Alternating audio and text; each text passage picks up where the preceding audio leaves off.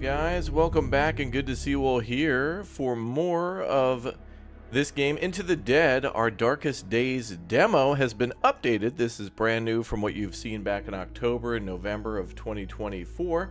Hello, welcome.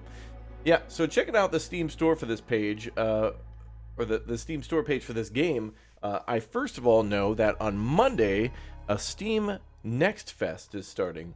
And it's starting to get a little bit more in the gray area as to what those days are. In other words, a Steam Next Fest is like a bunch of games come out for free for everybody to try in demos. And one we're very excited about is coming out on Monday called Roadcraft. And a few people have already gotten a chance to play that demo and or are playing it now. And everybody will be able to play that one on Monday. But games like Manor Lords and many other awesome games that have come to Steam and have blown up Steam have been demos first, and everybody's been able to try before they buy and try for free. Now, this game we tried out back in October and November of 2024, and now it has a new updated demo in advance of the Steam Next Fest. So a lot of games are already doing this. There's already some games that are kind of already part of the Next Fest, and this one is one of them. So it says here, demo update, Steam Next Fest February 2025. So they're going to be participating in that. Now, apparently that starts on February 24th at 10 a.m. Pacific time, and it ends on March 3rd at 10 a.m. Pacific time. So there's going to be a ton of great games that are going to have free demos. Another one to look out for that I'm really excited for is another one here too called Solarpunk. Just confirmed that they're going to have a demo as well. And I've been asking some of the moderators and for you guys to hit me up with DMs or go into the comment section of any video and just tell me that there's going to be like a demo for a game. So this one, they don't confirm it yet on Steam, but I did see that they posted in a few places except for Steam that they were going to have this game up as well. So this event is big. So this demo that we're playing is kind of related to this event where a ton of games are going to get a ton of cool demos, and it's just fun to try stuff. It's kind of that excitement that we used to have back in the day, going to like a Best Buy in the early 2000s, like somewhere between like 2000 and 2010, when they would have the consoles set up, Xbox, PlayStation, Nintendo, whatever, and you could, they'd have it running games and you could play those. Like the equivalent of the old school Domino's or Pizza Hut demo disc. Remember those for PlayStation, the Pizza Hut demo disc? Damn, those were fire. Some of my favorite things of all time. But anyway, into the Darkest Dawn. I always forget the hell the name of this game. Into the Dawn, Our Darkest Days. Wait. Did that even come up? Okay, there it is. So yeah. So this has been updated. Before we start, I wanted to kind of watch some of the videos on this to see if they put anything new up, because the developers, as it says here, the demo will go live on Steam from 19th of February PST, ahead of the Steam Next Fest, and that'll be going until March 3rd. So you can play this demo apparently until the 3rd of March.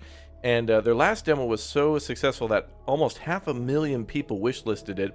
And then they started to include things like controller support. I don't know if this is part of the current demo, but it'll be a part of the full release game. But they showed off some new gameplay, new characters that they wanted to be adding, or at least maybe people you could discover out in the world. And then also like new locations. They're working on the game, right? That's why it's a demo. It's not complete. So they're showing everything that they're adding. And like the last demo showed that like this was the most popular starting pair. I actually like the one with this lady and the other girl. Those were pretty good, but these two were, Sebastian and Diane, were like the most popular.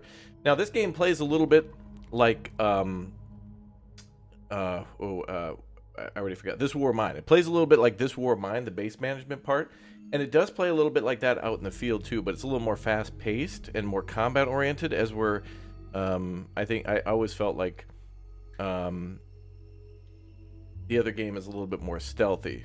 Like when you're trying to survive against humans during a war in This War of Mine, it's a little bit more stealthy and everybody has guns. Here it's all about the zombies. Deadliest location, most people died at the police station. Most people went to the, I love how they gathered all this data though. So it shows that they're gathering some info to make the game better. So that's pretty cool. So that's what you could take away from their previous demo. So we'll see what happens this one. So let's go ahead and watch a couple of the videos on what might be new, what might be different, what might be coming to the game in the future, and let's get hyped and excited about hype and excitement. Y'all ready? All right, let's go.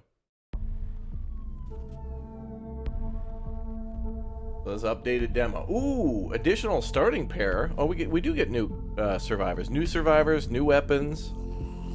Improvements to gameplay, good. Oh, nice.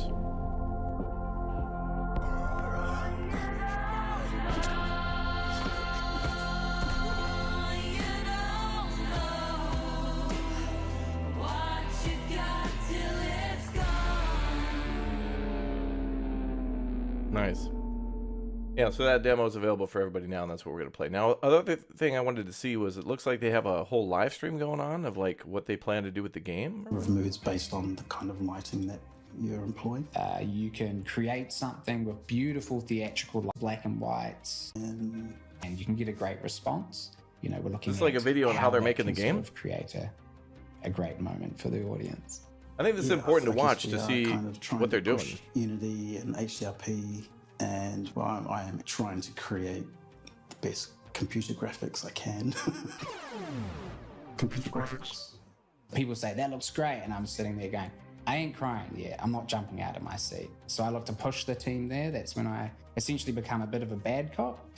Leave no stone unturned in terms of... So a group of Australians are making this game, or is that New Zealand? I can't quite tell. Yeah, not an easy task, but we'll do the best we can. I think it's good to be brave and not be afraid to showcase something that's different, to stand out from the crowd.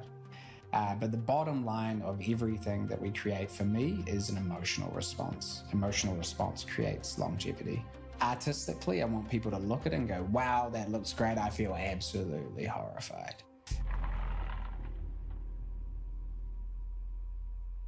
Wait, let's watch this. It seems really short, but I want to see what they're up to.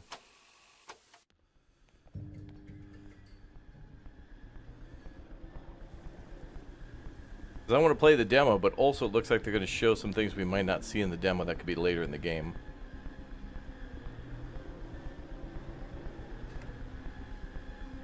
And we may have to play this demo a few times, because this is a pretty big demo. Like, we hadn't... Previously, I don't think we got to the end of the demo. Well, actually, you run out of time in the demo. Like, it... There's not, like, an end to the demo. It just says, like, okay, thanks for playing.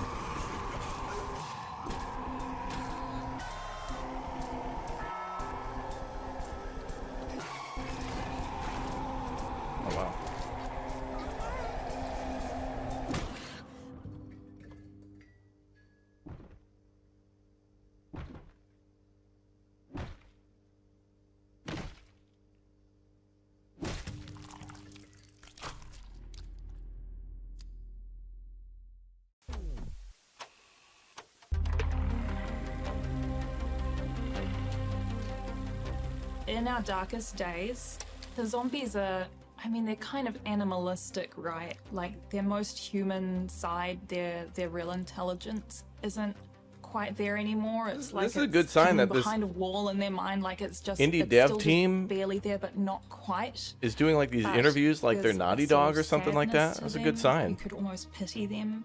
Showing you who the hell's making this game. Pose them in a way to elicit some empathy, like a cowering zombie or a zombie like huddled down. So we try and get some unique posing and some unique motion, and we're hoping through the way they move and the way they act in the environment to sell the zombies aren't completely like monstrous. I guess I create the systems and sort of chunks of behavior that our designers can put together in such a way to create those unique experiences. So an example of a tool I've made is the hierarchical finite state machine tool, which visualizes and allows you to edit the behavior of AI, in our case mostly zombies. There are kind of two aspects to zombie behavior. There is the low-level brain, which is sort of the more animal brain. It kind of takes in the world around it. The and loot just goblin. gathers information. And the high-level brain is the part that makes decisions and outputs behaviors that you can see as the player. There's two reasons we use motion capture. The first is just about quantity. We want a lot of variety in our game. We want the zombies to move differently from each other.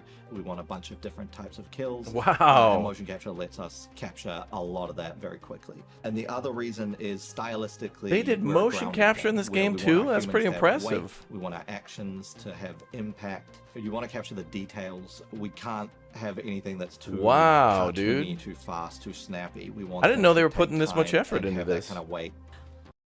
I'm really excited to see people Wow. have emotional reactions to the game. For example, I mean, seeing someone have a jump scare while playing our game would be really satisfying.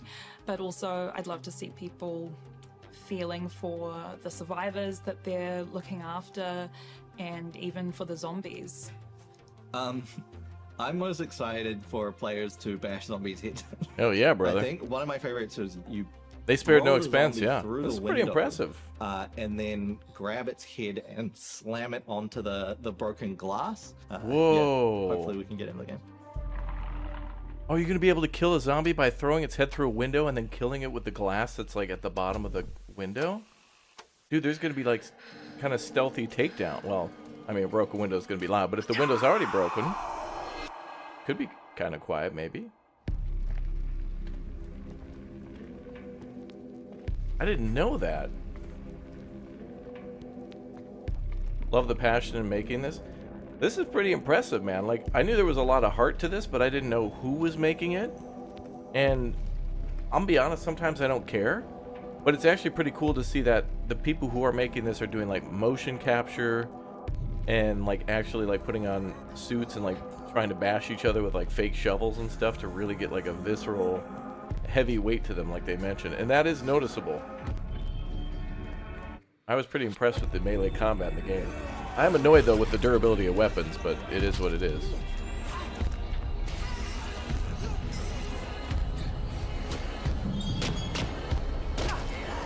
Honestly, I want to play this, but wow, dude, the intro video is so good.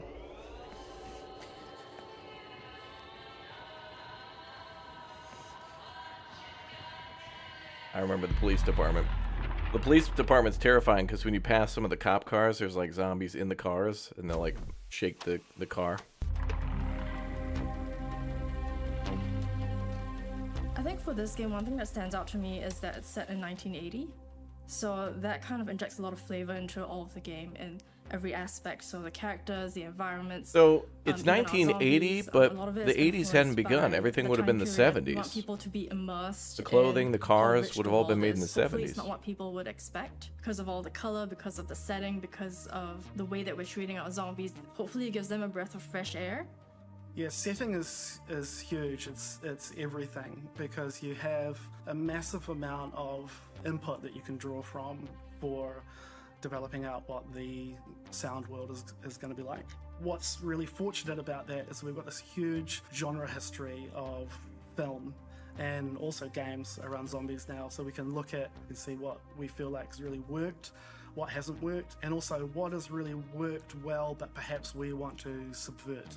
My favorite thing to work on so far has been the characters, because that's what players connect with the most. Inventing these characters and thinking about who they are, how they're gonna be coping during the apocalypse, what are the things that they would likely do or wouldn't do. Each character that we have is going to be like a defined person. They already have skills, characteristics, a past life that they lived, and it's up to you to decide how you want to manage That the looked like shelter a new and use these character. characters. Yeah, for instrumentation choices, you've got a real cross-section of different cultural and musical influences. So it's just about finding that balance of what's going to work and also feeding the tension and a sense of mood in the game as well. Whoa. Yeah, I think for audio to work well and be an effective listening experience, you have to have a strong aesthetic sense of what you're trying to achieve. The art direction that I've helped to establish at the beginning. Is that kind of wallpaper? feeds into the rest of the team, and seeing that show up. That's gonna be later in the wallpaper, game, isn't and it? also Hey, come on, Steam. $1 billion company. Let's go. Let's step up. Come on, Gabe.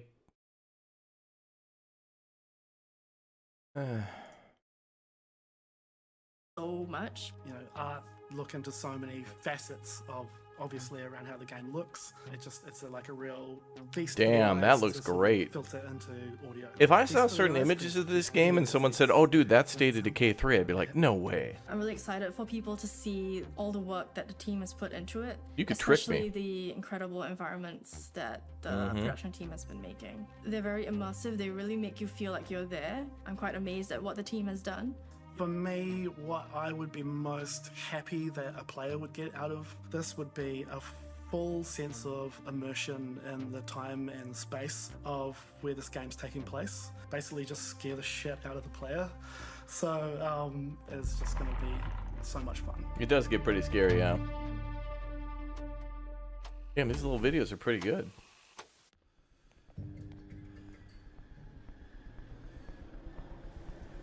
I want to see the first two. Some of these characters that they're showing on the screen, I haven't seen them before. So I wonder if they're either people we have seen, and maybe there's different ways, like they were showing, to give them different armor and do their hair differently. So maybe there's some customization / effect of wearing different clothing. Because I don't remember that guy. That kid I remember though, with the crowbar. I forget his name. Leo.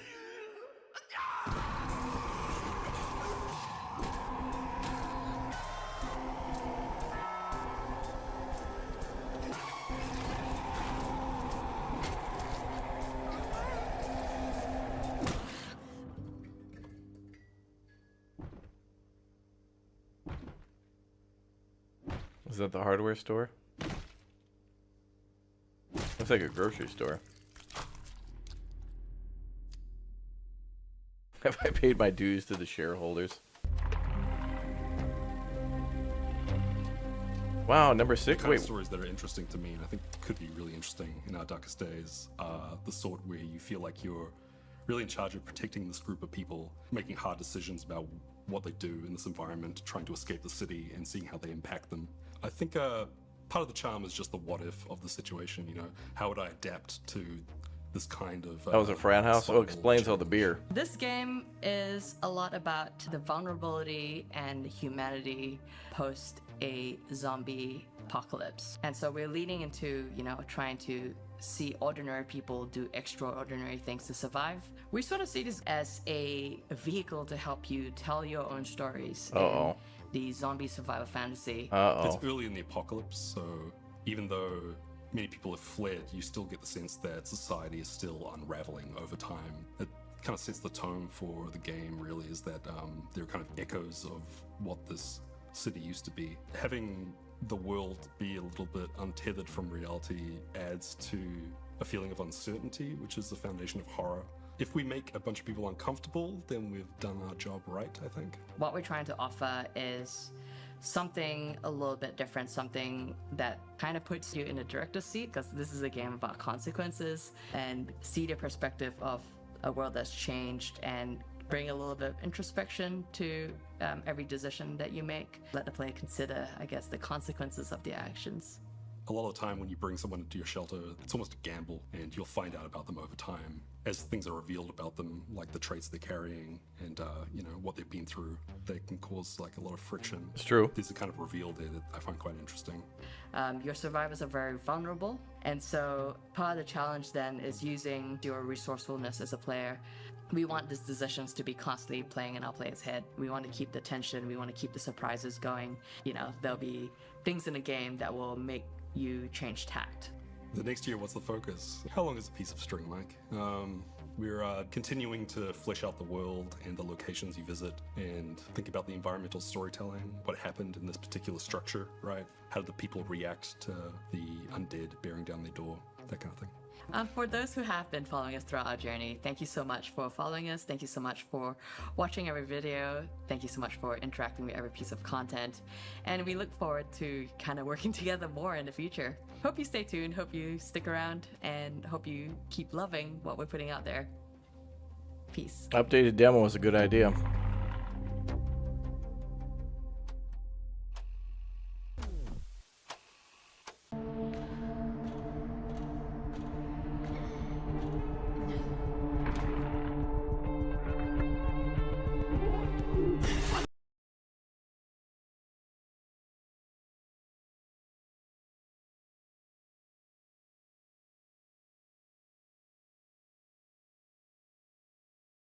Steam, come on.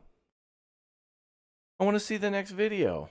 I think that maybe there was only like 5 of those. I want to see like the first 2 because we're already this far in. I didn't know Steam live streaming was this bad. How is it this bad?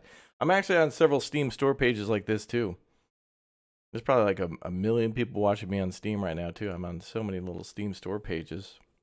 Have you seen me before, chat, on a Steam store page? Can I even close this?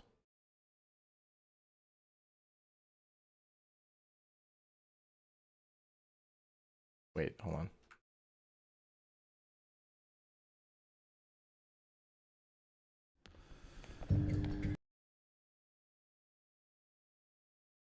Oh, what the hell? We skipped like the whole first Artistic one. vision for Into the Dead Our Darkest Days is to bring to life 1980 Walton City, Texas. So I guess for me, what's exciting about this title and different Why did it start with 2? is us indulging in that world and sort of getting lost into it from the environments to characters. There's still like the 70s, which is rolling into 1980 in terms of horror film aesthetic and sensibilities and that kind of thing. So I think we're kind of pulling and drawing from that and trying to represent it on the computer screen for our players. Yeah. There's a lot of zombie games out there, so figuring out how we can position ourselves sort of aesthetically different and sort of pushing that for our audience, giving them something fresh. Looking at the general horror sort of zombie genre you'd see today, it's usually quite grungy, lots of black and whites. Just very dark and grim and gritty and grimy, where we're trying to maybe carve out or look at a space that is, you know, has a bit more color because we're trying to represent that period. You know, we're bringing in that 1980 aesthetic through patterns, textures, color, creating that sort of rhythm through lighting and theatrical sort of scenes. We're using Unity, we're using HDRP, and I guess it has a lot of benefits in terms of the lighting that we can present. That's true, because each of the within missions, when you go to each of those environments, locations, we they're can like day and create nighttime too. Any number of moods based Yeah. on the kind of lighting that you're employing. You can Still create power. something with beautiful theatrical lighting. On Oh, I wonder if something this that's so game will have what simple Zomboid and does get with a like great how response. after a certain amount of time Looking at power will go how out. That can sort of create a great moment for the audience. Yeah, I guess we are kind of trying to push Unity and HDRP, and well, I am trying to create the best computer graphics I can. Computer graphics. People say that looks great, and I'm sitting there going, Well, we I ain't saw this crying before. yet. I'm not jumping out of my Okay. seat. So I look to push the team there. That's when I essentially become a bit of a That's when bad we came cop. in. Leave no stone unturned. And All right, this video is a little weird. I thought it was like 1 through 5, but then it like started at 2 again. But anyway, okay, that's good enough. Let's jump in. I just wanted to see what else the devs were up to. But I think that them putting together this video was a pretty good idea. And putting that on the Steam store page was quite wise, actually. Shows you who's making the game, what they're working on. I thought that motion capture stuff was impressive, though. I don't know if I've ever seen Zomboid have anything like that. Although this is a little more, I think, close up than Zomboid in a way. Like Zomboid, I always feel like top down, no matter how far I zoom in, I'm still far away. But side view makes me feel a little closer. Maybe it's that traditional, like, you know, consoles like Sega and whatever else. Okay, looks like we can continue where we left off, actually. This is the new demo, but, yeah, we'll start fresh because apparently there's new survivors, and that would be interesting to see. People of Walton, this is your mayor, John Ward. Now, I want to take a moment to thank y'all for your patience and resolve in these most challenging times. It's that Southern spirit, it's that Texas grit that gives me full confidence that we'll not only get through this crisis, but come out stronger on the other side. And I only wish I could be here to see it, huh? However, folks, I regret to announce that today I'll be moving my office to a secure spot outside the city limits. Now, no need to go assuming the worst. All right. This move is strictly to facilitate better coordination with our boys in uniform, who are at this very moment putting together a surefire plan to retake our city and eradicate the... Huh? This can wait. The where? Excuse me. So just, hold tight, secure your homes, and I assure you, Hello? the tide will turn. God bless you. God bless you. I'm not sure if anyone out there is still listening to this trash. But if you are, know this. Nobody is coming to help you. There's no plan. Look. What they did, it's wrong. It's all wrong. We are trapped. And staying here isn't an option. You have to get out.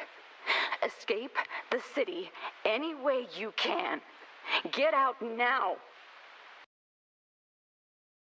All right, we'll see if they've added the new people in. This game seems familiar in a way. The war game where you scavenge and look for supplies in the local city. Oh yeah, This War of Mine. Yeah, it has a little bit of that vibe. It feels more action-y than that, though. It feels faster than that, for sure. You were playing Frostpunk 2 a couple of nights ago and still searching for me? Oh, in the game, yes. In Frostpunk 2, yeah. Yeah, I come up as a, what do they call them? The, advisors? I forget what they called the people, like, the Senate or whatnot. Alright, apparently this was the most popular group that people played last time. I assume it's just because they were the first one. So Sebastian, Diane, Daryl, and Leo, Hector, and Kayla, Daphne, and Penny.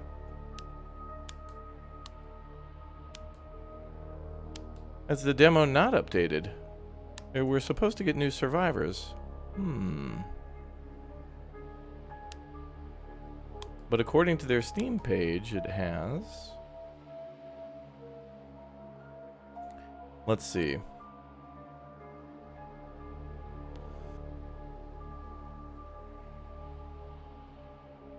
It's hard to tell because it doesn't show an actual time.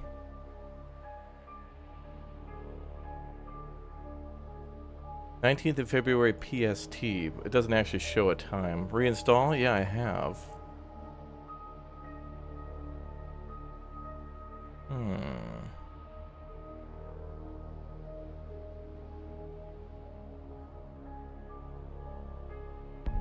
But here's what should be new.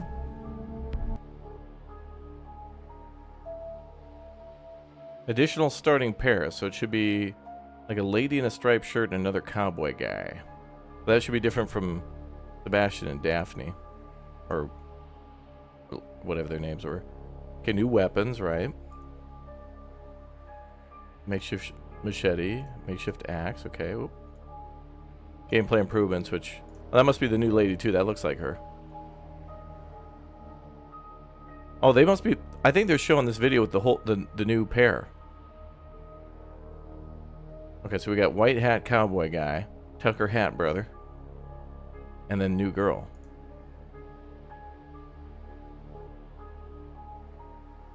We'll post the full update notes alongside the public release here on Steam when it goes live. We've included some of the highlights above. Okay. So when it goes live... Or are they late? So they said they'd make a post when it's live. So this was on the 13th. So we're still waiting on the new demo.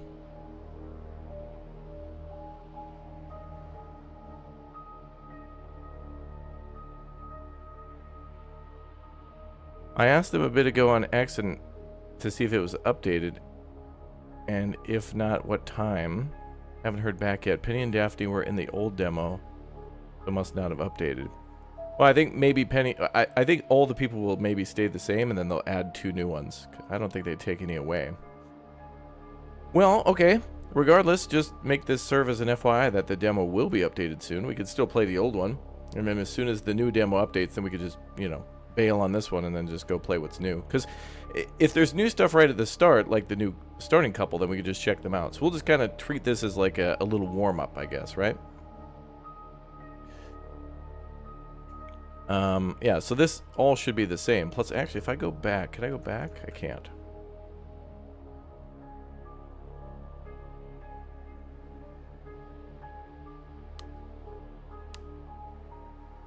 Yeah, after Daphne and Penny, it goes back to Sebastian, Diane. And this was the original 4 pairs. So Sebastian, Diane, Daryl and Leo, Hector and Kayla, and Daphne and Penny. They're all pretty good, actually, when I think about it. I think I really like Daphne and Penny, though. Because Penny was really good with the stealth kills. And Daphne was really good at... because she can cook, oh man, that food at the start is so important. Okay, let me check X as well. I think the developer's name is what? Pickpock? Or Pick... P-I-C-P-O-K, I think? Or is it Pock Pick or something?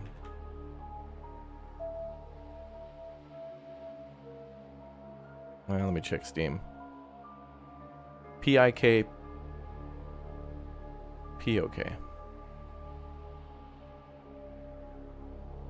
There they are. Pickpock Games. Oh, they are New Zealand. Okay.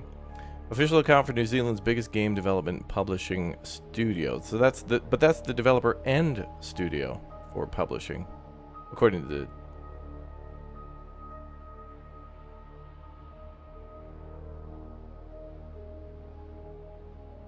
Okay, so the last thing about this game was posted on February 13th. Okay. Well, like I had said, we'll probably end up playing this multiple times because 1, it's really good. 2, even this demo took a very long time to like get to the end. I think it's timed, but we'll just play this as is, and then when the demo updates, let me know, and then we'll just restart. And I think we'll do multiple streams on this one.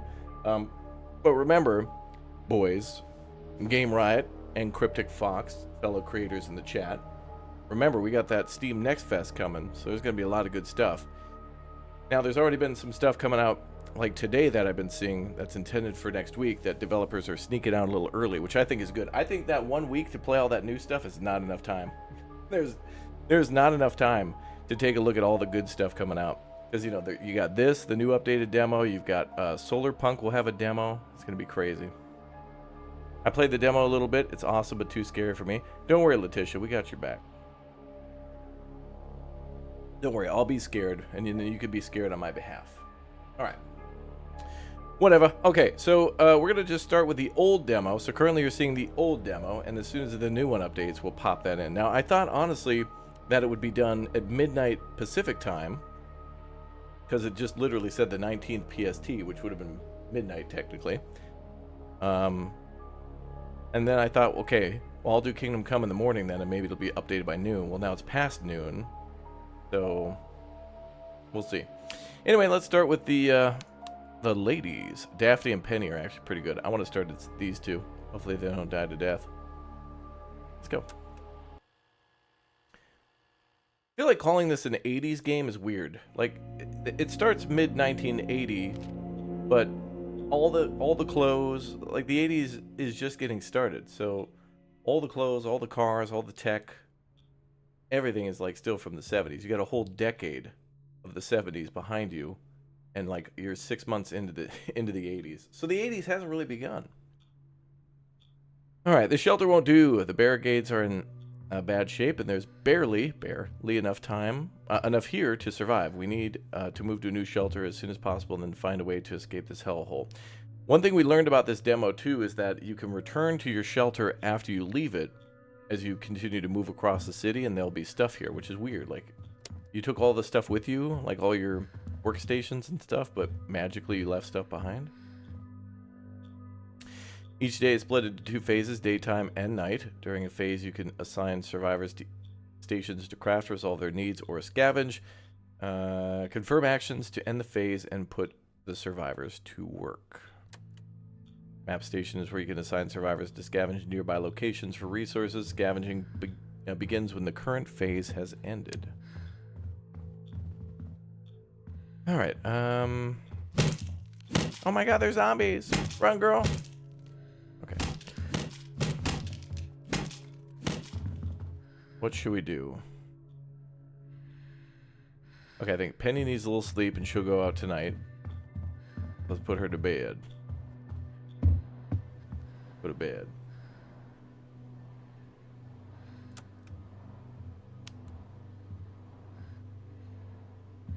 Another thing that's different about this game too is that you have to like control each of the characters. In This War of Mine, I think you would just click on them and then tell them where to go, and then they would walk there in the shelter. Here you gotta like do it one by one.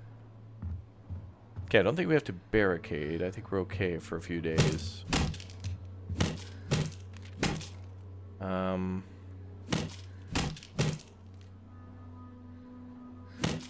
There are barricades at 2, but we can go out during the day, right? 38 Irving. Yeah, we'll go out with Daphne.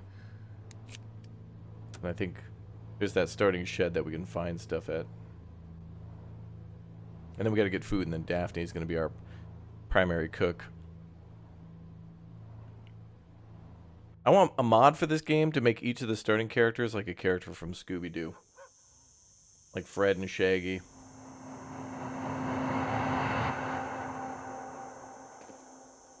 Also, I don't know if the demo will have controller support, but I could only imagine this doesn't. Because they said they would add that. Oh, it does have. Okay, they updated the first demo to have that then. I think I'll still play with keyboard and mouse though.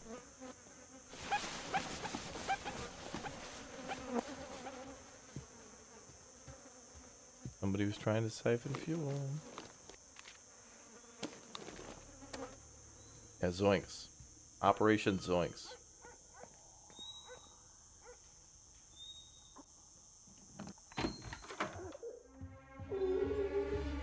Honey, I'm home.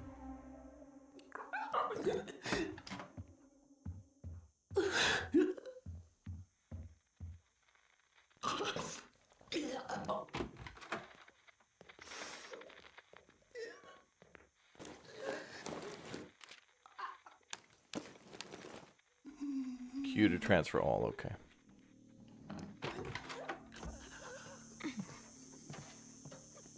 And this is where we hear about the cops that are like wounded or whatever. Hello. Is anyone still out there? Yes. My partner and I were stuck here in the police station downtown on the top floor. We've been here for feels like forever. If you're out there, you gotta come get us, please. We've been rationing what food and water we have left, but it ain't gonna last.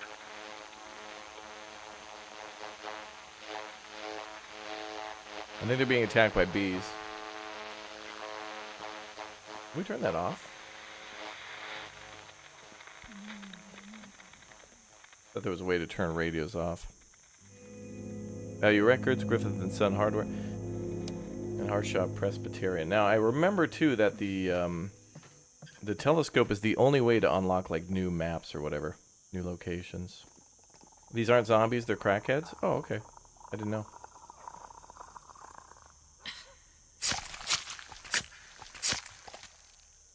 Judging by the way Daphne stabbed that guy, she's got priors.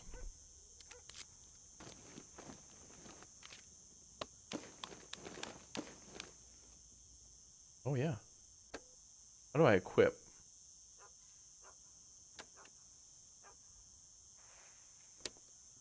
Plans. Oh, that's right. That's like main story stuff.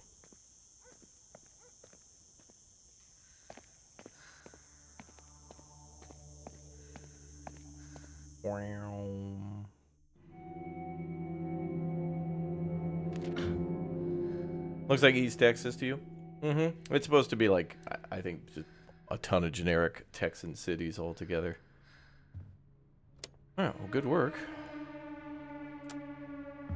I think we will have Daphne work on construction.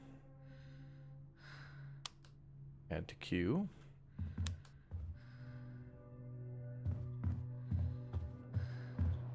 And Penny, we're gonna roll out.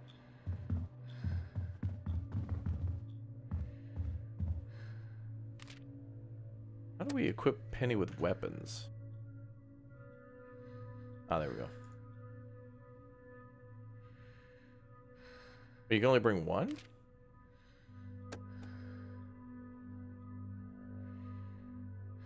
Oh, also another thing too is that you can't heal out in the field. Like you can, as you all know, if you were, I don't know, on the side of the road or something and changing a tire and you had an accident and gave yourself a big gash, you have to drive home before you bandage it up, even if you had a first aid kit in the car.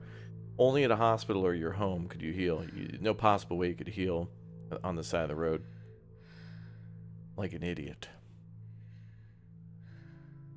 Where's that? Oh, that's right. The lockpick gets used.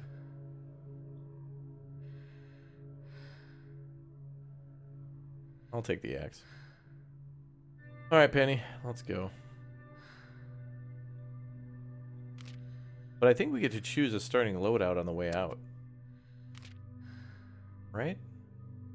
Yeah, okay. Oh, that's it. Okay. Let's go.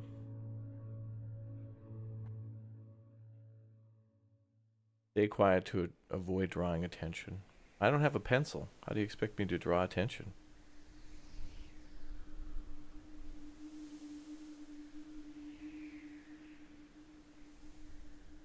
Alright. Value records.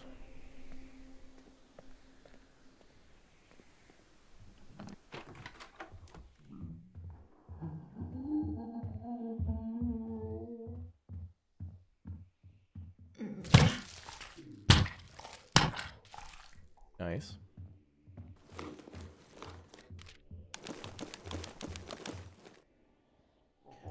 Another thing that's weird too about this game is that we're going to move in here and take this place as our base. So you'd think once we secured the building and made this place our base that we should just be able to get all the resources here. But there are multiple locations where you can make a base. But you can only have one base at a time. So it would make sense to be able to go to other places that could be a base. And then, you know, come back later to pick up all the stuff and bring it to your other base. You got, it's like in Zomboid, you know? One time you make your base at the police station, next time you don't, but you still take the guns.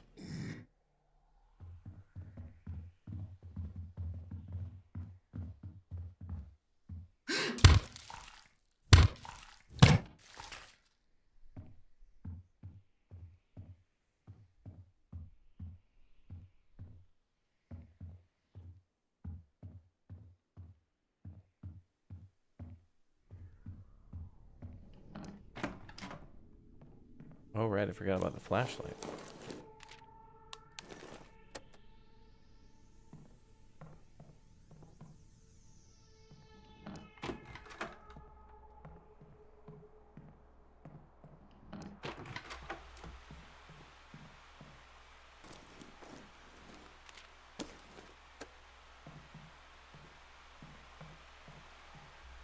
Oh, I should leave the guns and take the cannoli. Okay.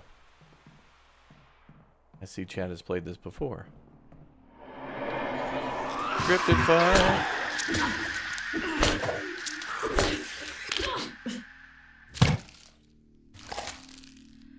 All undead cleared.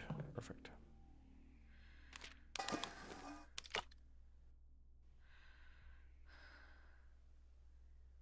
Water's pretty important. I'll leave the gun parts because I usually never get a chance to even use that.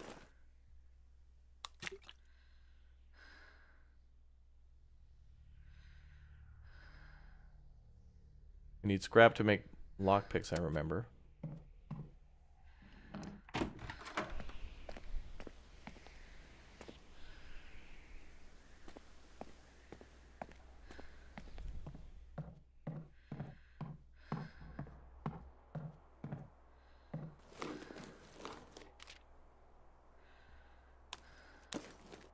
Alright, I can't break these down yet. Those we could break down, but we need a station to do that. Those are like a little later game item. Let's take the... maybe the coffee beans? Coffee beans, yum.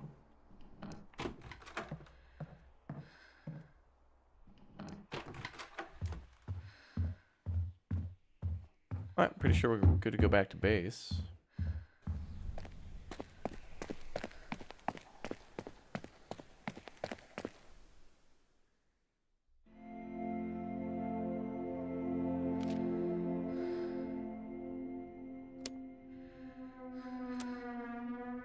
Good. Okay, so now we can move bases.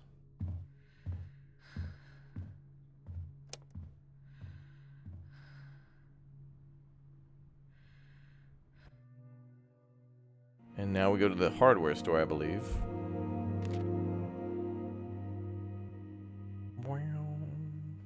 And we can build stations too.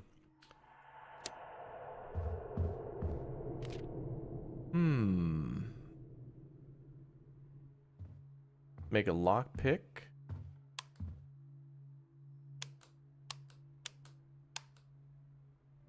Don't want that many though.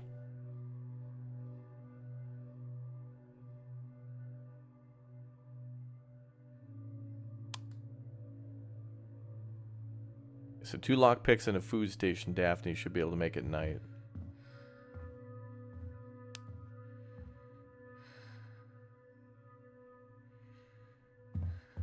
And we could send Penny out again. And then Daphne should be able to make food after that cooking station's done in the morning. And then Daphne can get some rest.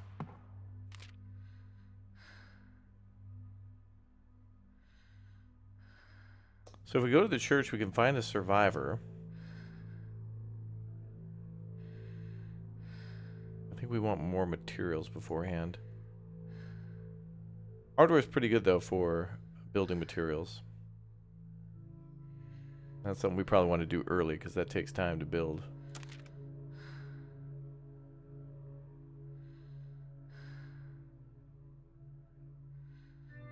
That has 3 durability left.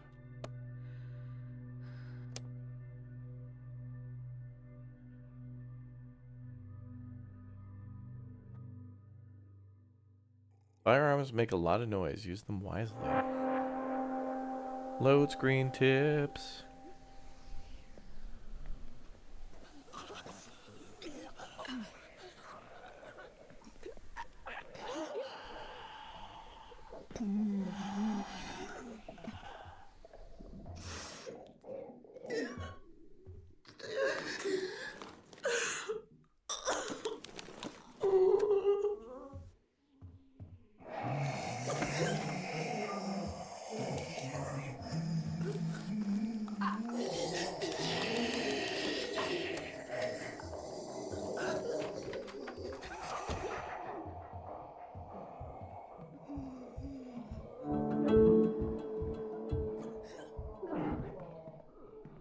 Like an evacuation poster.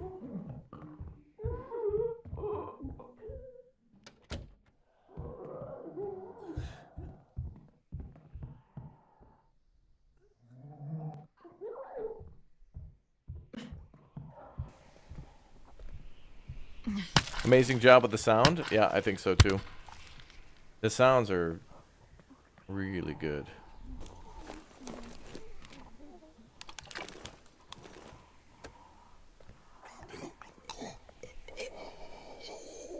Oh no, guys, a zombie. Oops. Got him. That was a loud stealth kill. I need lockpicks for this too. That's what Daphne's working on. Okay, we can still carry 2 more items.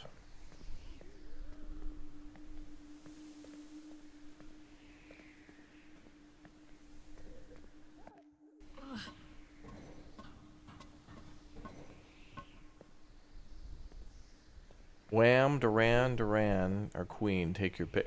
I want to listen to some Duran Duran because I was thinking about that View to a Kill Bond movie lately. That's a damn good. That's a good Bond song.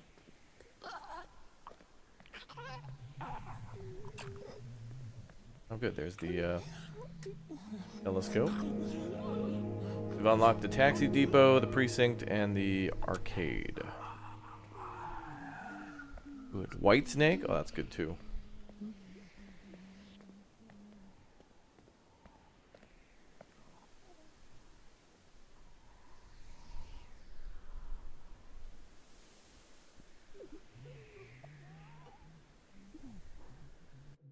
Alright, let's go. You watch my videos all the time? Thanks, man. Thanks for watching. 80s was the best decade for music. It was pretty good. I will say, I mean, most people probably experienced some of that music lately because of the Guitar Hero and because of GTA. You know, so San Andreas brought in a lot of the 90s and some of the 80s, but Vice City, man. Vice City probably had some of the best music. That's just because of the decade. Hey, I'm gonna need to ask you a question. Never mind. I found it. I was looking for The Office. Here it is.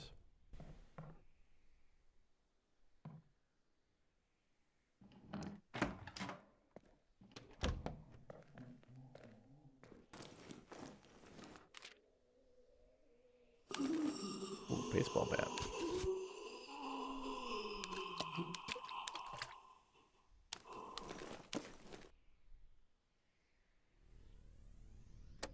There's a zombie in here.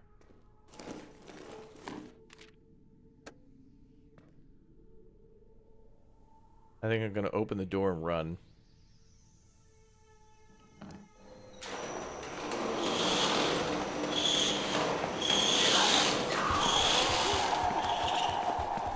Bye, Felicia. We're good.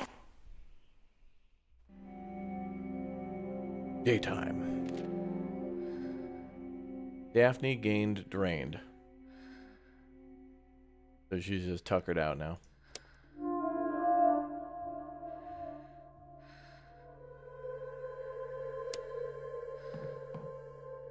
They want us to evacuate.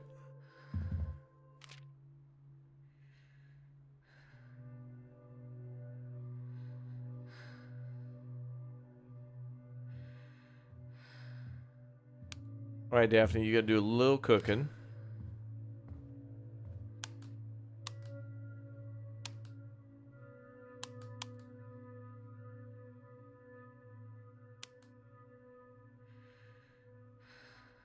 And Penny's got to do a little salvaging.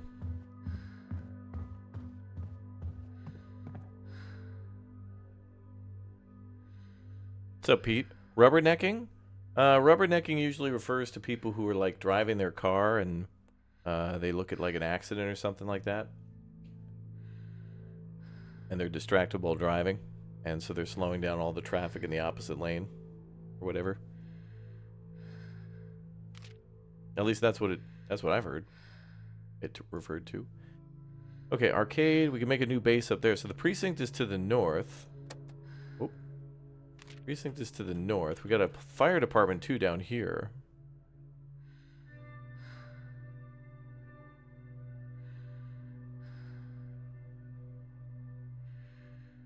I can't remember really what's going on with the taxi depot. Well, actually, we should go back to the hardware store because there's unfinished business. Although, because the demo's limited by days, maybe we should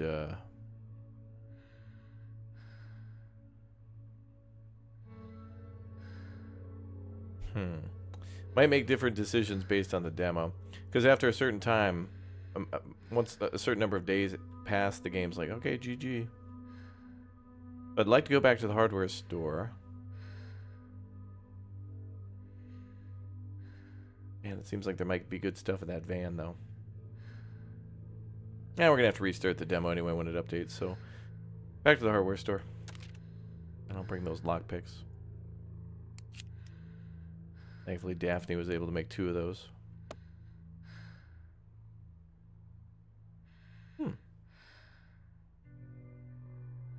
Maybe they increased the, did they increase the durability of weapons? I feel like this axe would have broken by now. Maybe they will in the new demo.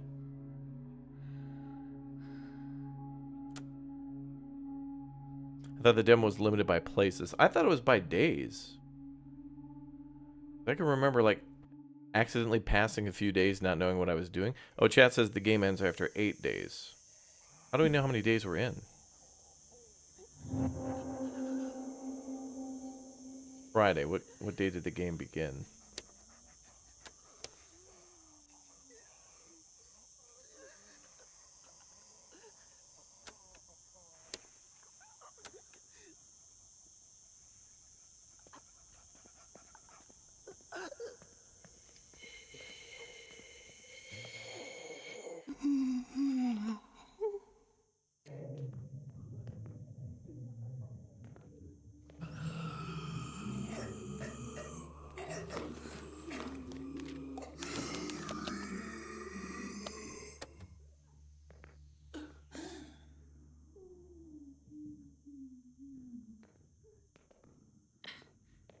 Yeah, we're playing the old demo while we're waiting for the new one. I thought the new demo... it's supposed to be here today, so... I thought surely by noon, but... Still fun. I just consider this practice. We're de-rusting for the big run. When it truly begins. I went upstairs, right? And I went across the top of the roof. I feel like I missed something here, though, did I?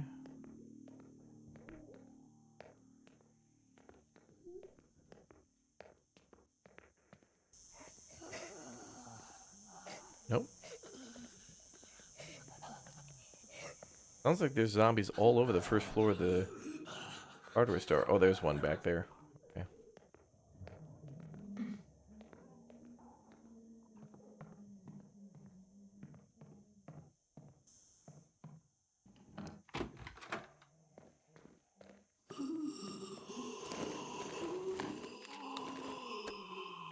Penny's at it again.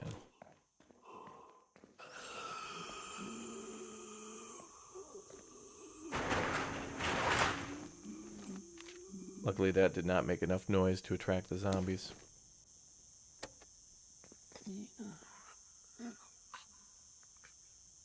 Pretty sure we got everything up top. Alright, I think we're done here.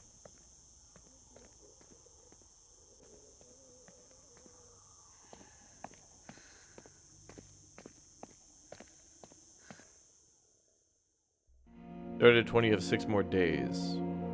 Okay. Okay, now Penny is hungry. Daphne's tired. Daphne, you earned a nap.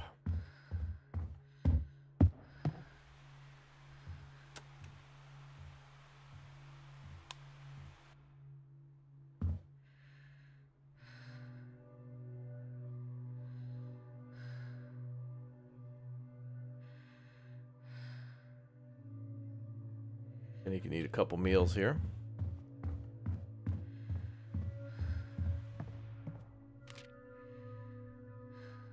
I remember the taxi place is kind of a bust. A little bit. I think you had to come back a couple times.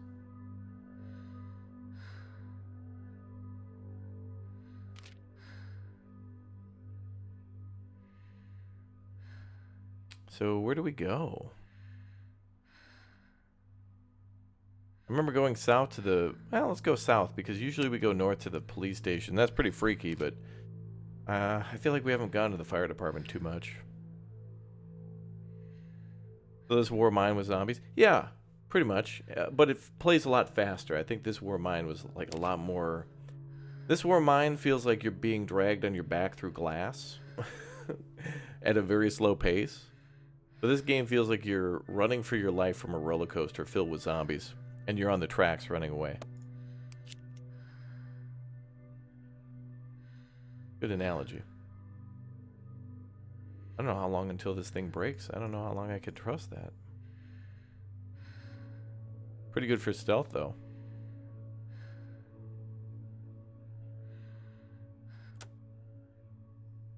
And when we go to church, that means we get another person, too. So that means, you know, we could have someone sleeping, somebody crafting, and somebody out and about. It's kind of like how you do it in at the beginning of State of Decay, right? Don't you start with 3 in State of Decay? Usually you have one person out running and somebody crafting and somebody recovering. Cycle repeats. Okay, let's go to the church. I need to make sure we got everything. Yep, okay, we're good. So this should be a nighttime run. We'll try to rescue the guy.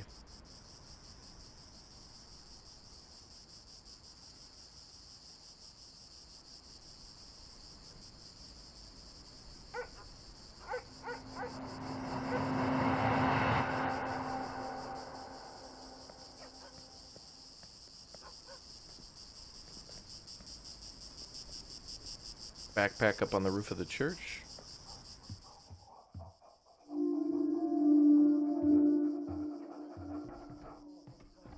Yeah, we'll find Jesus here, that's true.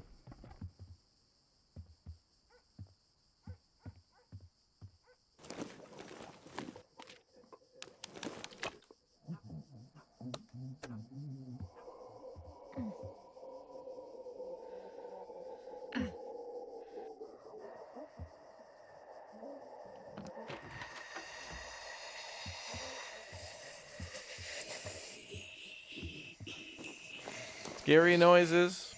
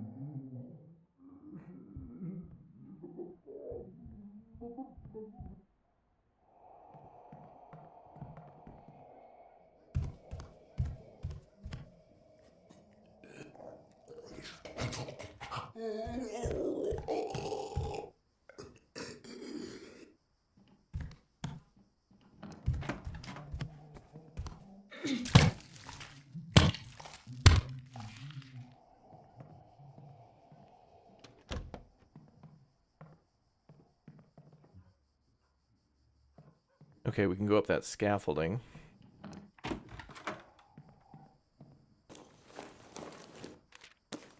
think I need more lockpicks made too.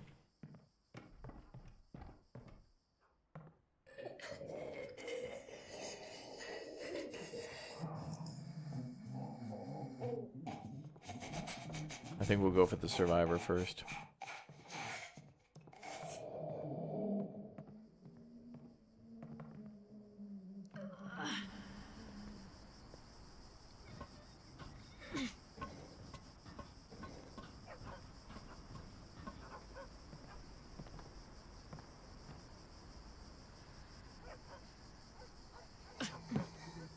Damn, girl.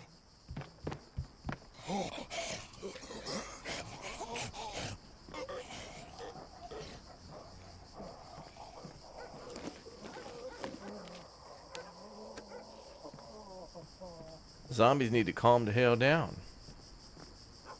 Yeah, we played this one before, yeah. And this is the same demo from before, too. It's supposed to be updated today, and everybody was in the chat, too, saying, yeah, it's supposed to be. And some people were reaching out to the devs to see why it wasn't updated. But we'll play it as soon as it's updated. And I feel like this demo has been big enough to where we should continue on, like, where we left off. Plus, I was taking a little extra time today to, like, watch the videos on it, too. Yeah, we're gonna have to come back to the church a few times. There's a lot of stuff in each of the areas, and sometimes, a lot of the times, you just can't get everything. Like, you have to return.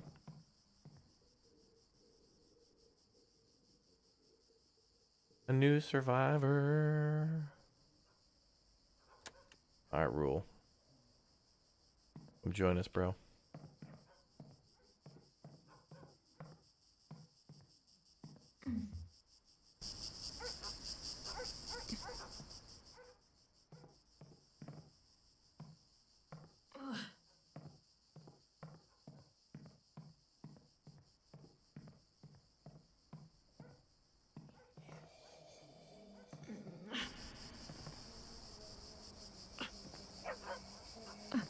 Yeah, true. Too bad we can't have the new guy take all the stuff we found.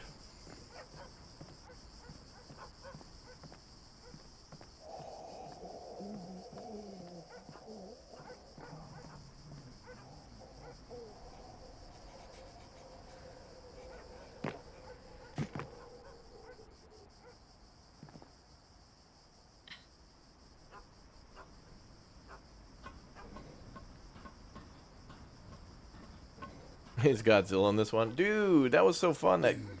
That King Kong Godzilla game we played was so good. The map was... Towards the end of the game, I wanted to 100% that game. And the map was just so bad in trying to find out if you've collected all the stuff. Like, I had to go to each of the maps to see, like, if I had forgotten something. So I had to spend... It would have taken like an hour and a half to go to every single location in the map just to see if we got everything. Where it's like, no, just let me, like, scroll through the map so I can see. It was still good, though. It was like a out of nowhere kind of fun little platformer. It was the right game at the right time. It was really cool.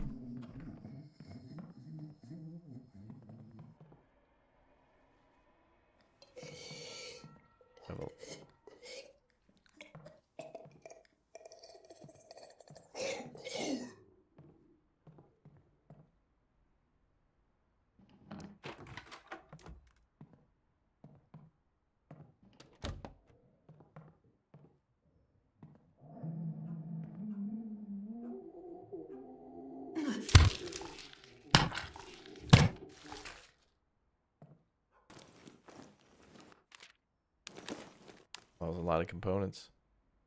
Leave behind the fast food.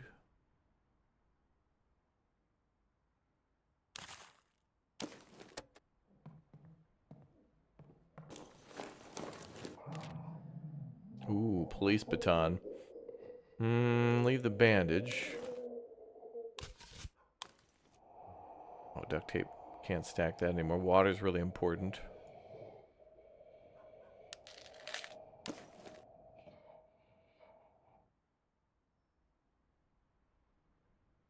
And we're gonna have to come back.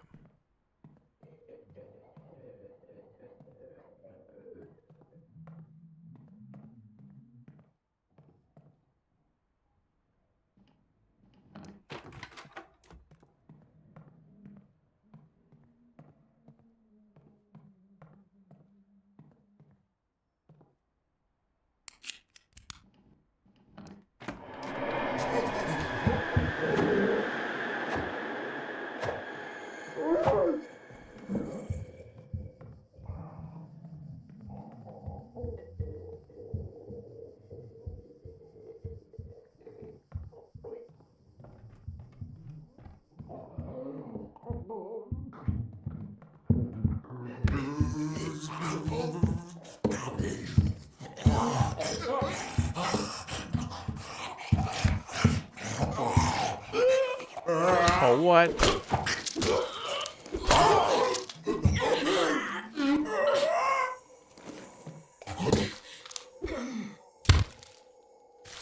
That's the litigation he was facing away from me.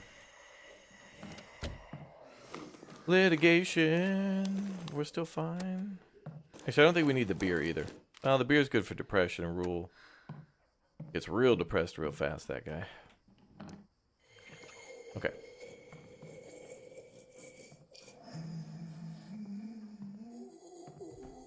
We're just simply going to have to come back. There's the backpack above that roof I pointed out earlier and some of the stuff up top, but we can't carry it all in one run.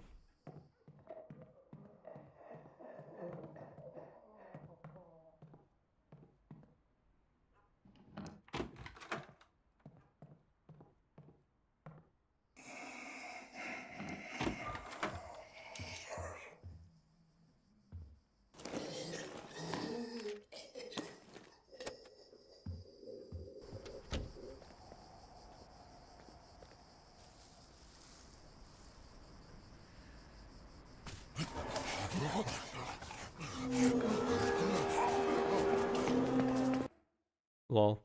Will it be there when you come back? Yeah. Stuff you leave behind will be there.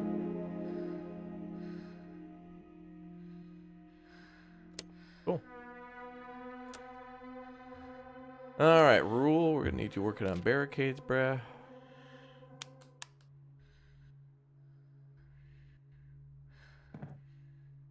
Daphne, let's get you something to eat.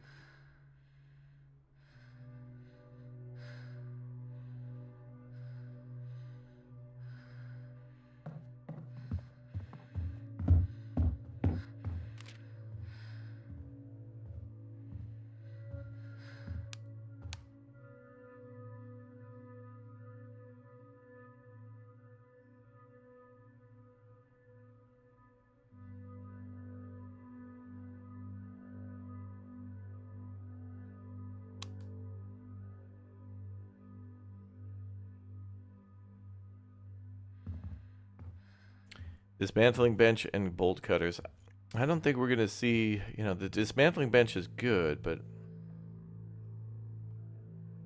hell, maybe we should go for that. I'd still need more wood.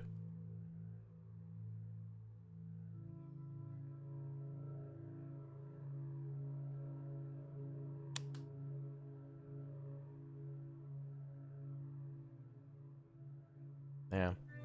I think we'll save, because then if I can get a little bit more wood, we can make the dismantling bench, and then we get a lot more wood. Because then we can break down those big boxes. And that allows us to carry, like, you know, like a crate will be like one spot or one slot, but then it'll give us like 3 to 5 wood or something like that. Pretty good number.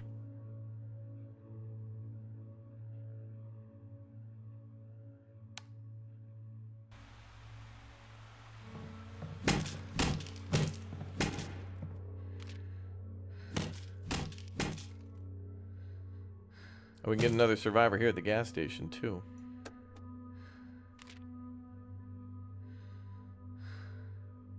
Place is dangerous.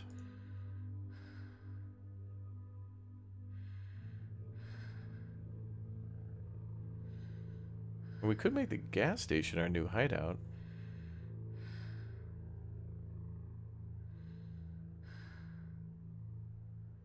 Yeah, I think we have to go to the gas station in order to go to the fire station. We have to move from here.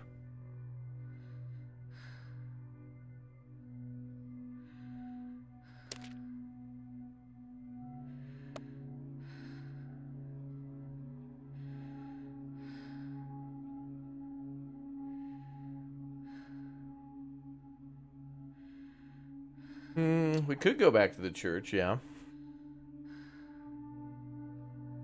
I don't know if there's too much we left behind, though.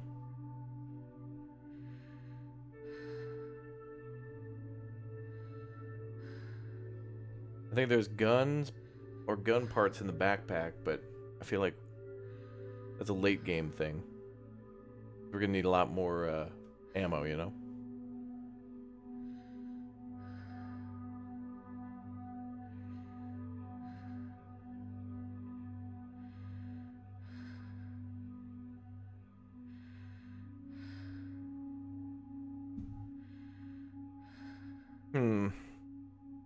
I think we'll go to a new spot. Yeah, we'll go to the...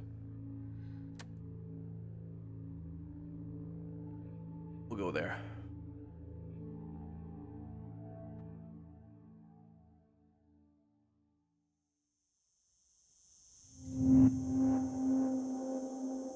We're at the Texaco.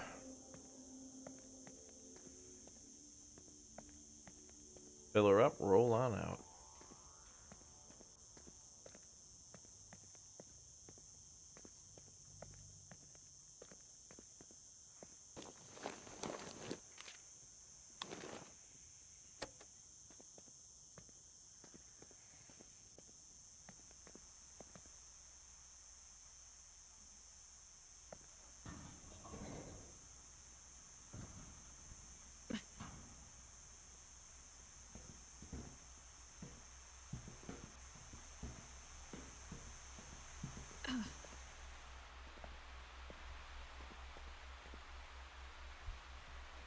Oh yeah, Joe's good because he has extra carry capacity. Hell yeah, brother.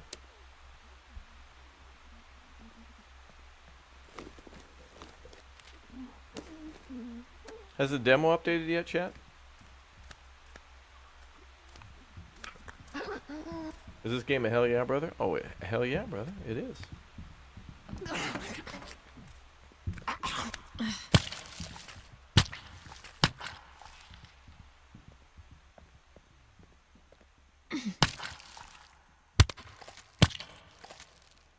Laying the smackdown.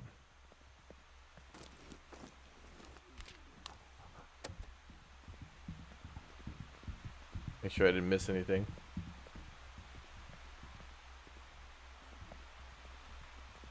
Up, Shrimpy.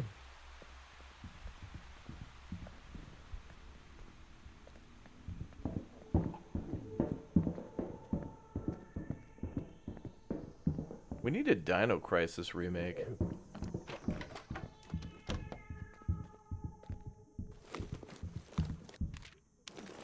Random thought of the day.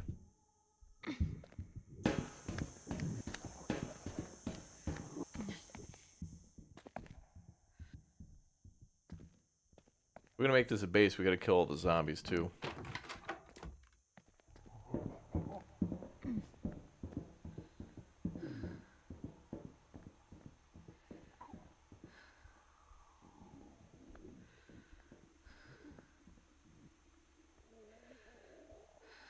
I think it's been updated. New notes on Steam. Go check it. Really? Okay, let me check.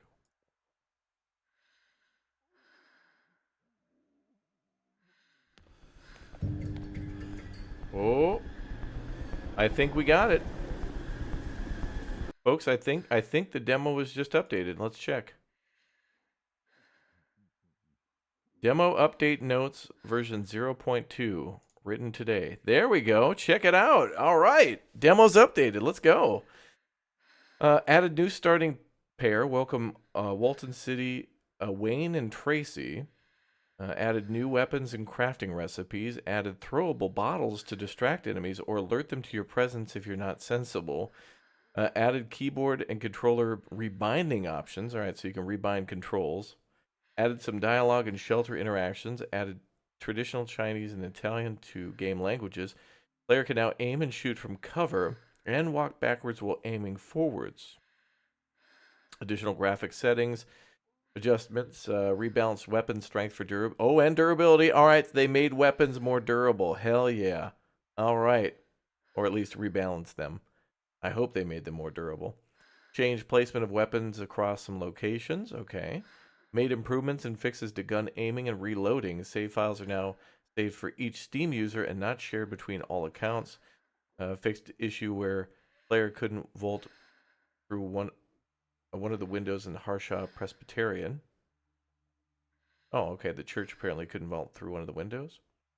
General fixes to zombie behavior, general graphic and lighting fixes, and general bug fixes. Wow.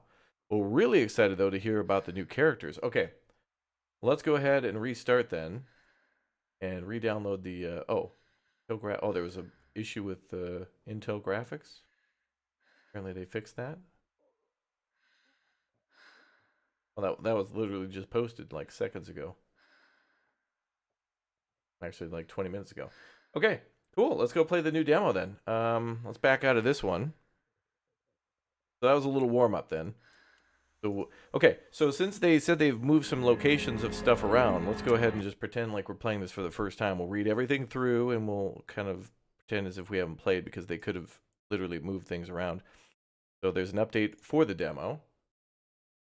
Literally a demo update. So let's do it. All right, cool. I'm very hyped and excited. Let's go. All right, new demo dropped. Okay, so here we can start the new demo. Good to hear. Happy to hear it. We'll just have to wait for the mercy of Steam to give us our download.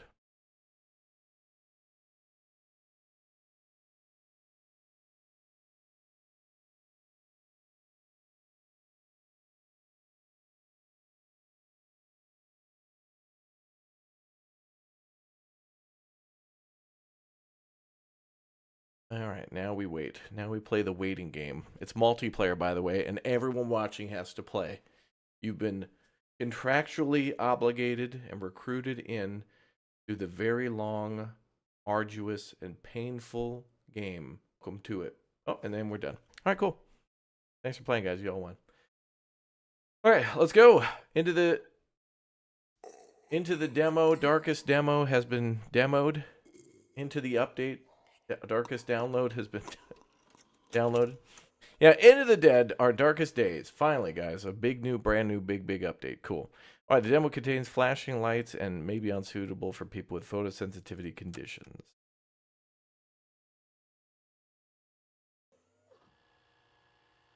Okay. Let's check out the new couple.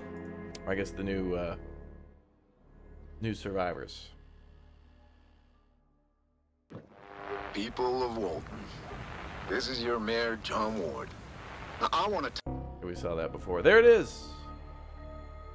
Okay, so there's your new survivors. Tracy and Wayne. Tracy went to the rodeo to protest their treatment of horses, not to fall for Wayne, a rugged, chronic rider who... Oh my god. This guy. This guy already. Oh my god. So Tracy and Wayne fell in love at the horse races. Is that what it is? A rugged Bronic rider who somehow won her over. Despite their different backgrounds, the pair... Oh, so they are a couple. A pair's connection was like lightning, and they quickly began planning their future together. On the night of the outbreak, Tracy's pregnancy test came back positive, and the couple now finds themselves facing both the dead and the ramifications of starting a family in this hostile world. Wow, that'd be interesting as hell to see how that plays out over time. Tracy, will to live. Melee damage is significantly increased while on low health. Determined. The survivor is resistant to morale loss from low needs. Non-drinker. Alcohol items cannot be consumed. Slay Queen. Wayne, thrill seeker. Gains the adrenaline state from damage, which boost morale. Moonshiner can craft crude moonshine from cooking. Tucker hats. It's the Tucker hat update. Let's go, brother. Restless. Spending a phase without leaving the shelter results in morale loss. Oh, really? Oh, he always has to be out. All right. Interesting. And then Daryl and Leo are still here. Sebastian and Diane. Hector and Kayla. And Daphne and Penny. All right, so they didn't take anybody away. Everybody's still here. And I don't think they changed any of their perks. They didn't mention that. But I think everybody else has remained the same. Although maybe they may have changed their abilities slightly based on the durability thing.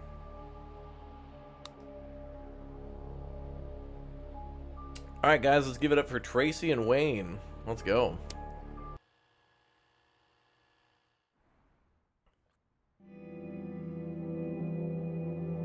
All right, so we started on the 20th. Okay, so we did read these before, though. So none of that has changed. All right, Tracy. Let's get you on construction. And Wayne is our go-getter.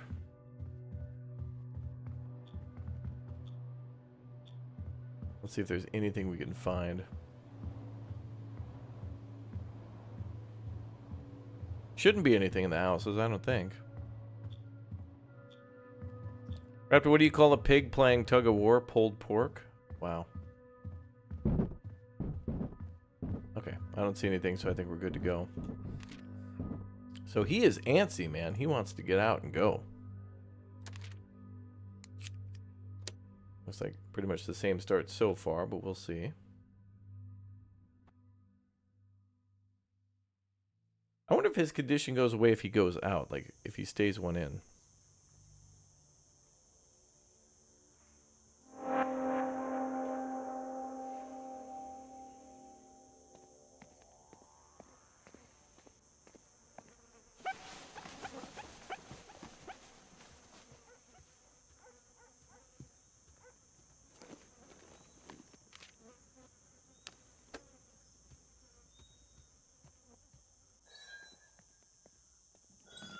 There could be loot in new locations, so we just gotta watch out for new loot locations, maybe.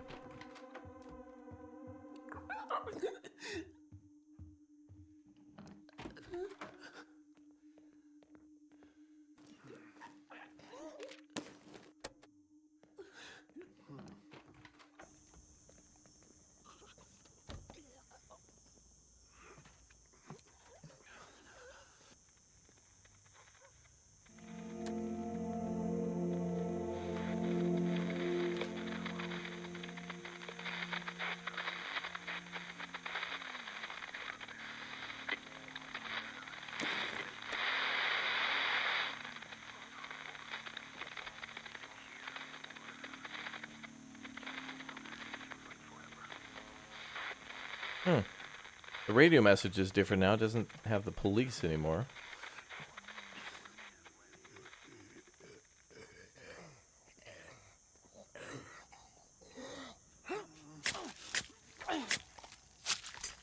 Priors.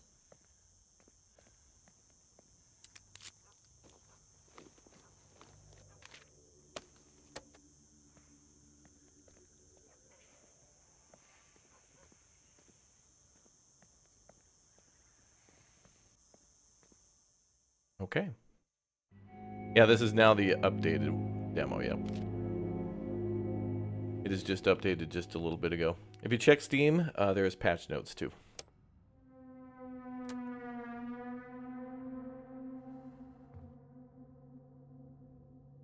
Alright, girl, you go get some rest.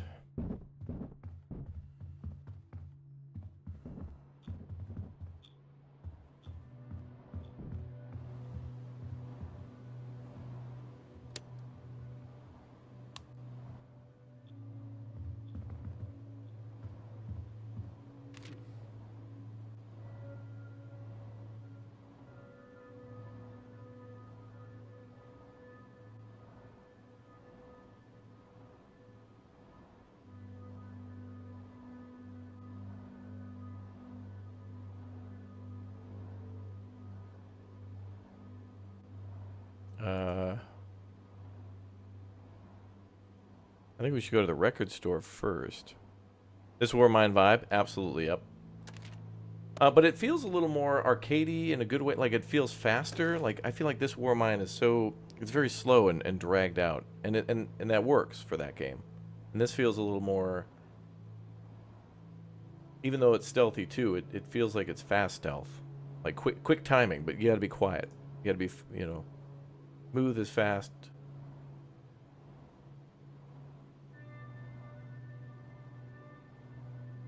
And that's good, it works.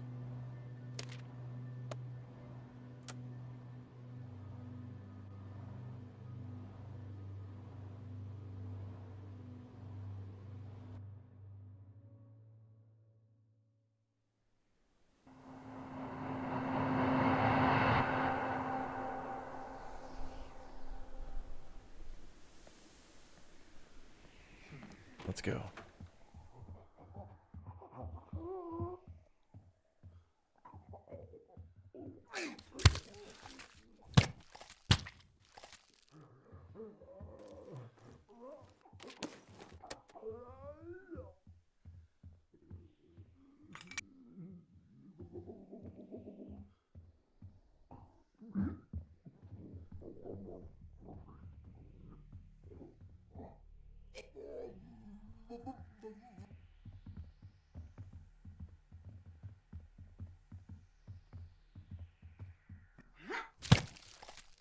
Ooh. Ballistic Torch, thanks for the Twitch Prime sub. Hey, you guys, for the support. What's up, Lord Zeal? Hi, chat.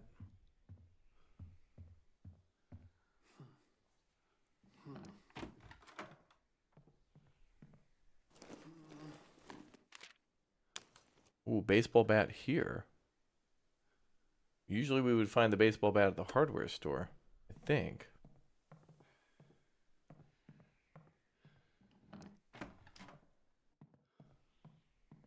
I hope at the full game that there's some, like Zomboid, I want randomization of items, but I want them to make sense. Like if I go to the hardware store, you know, it makes sense to find planks and nails and hammers and stuff like that. But I also want it to be randomized as to how much or where they're found within the store.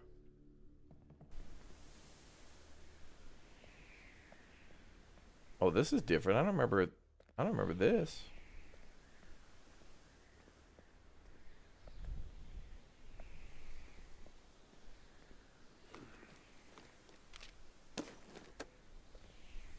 This is different. Is there a tennis court on top of the damn record store?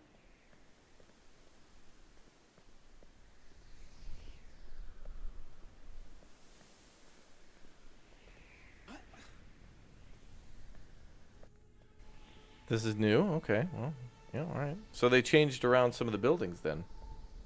Alright. We better be real careful then at all the locations. That means the police station could be different, the arcade. Okay, so there should be the scripted gotcha moment down here.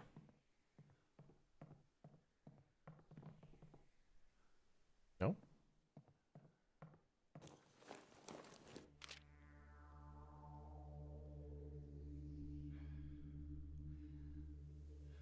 Ooh, broken bottle. Oh, that's going to have super low durability. Forget that. I'd rather take the water.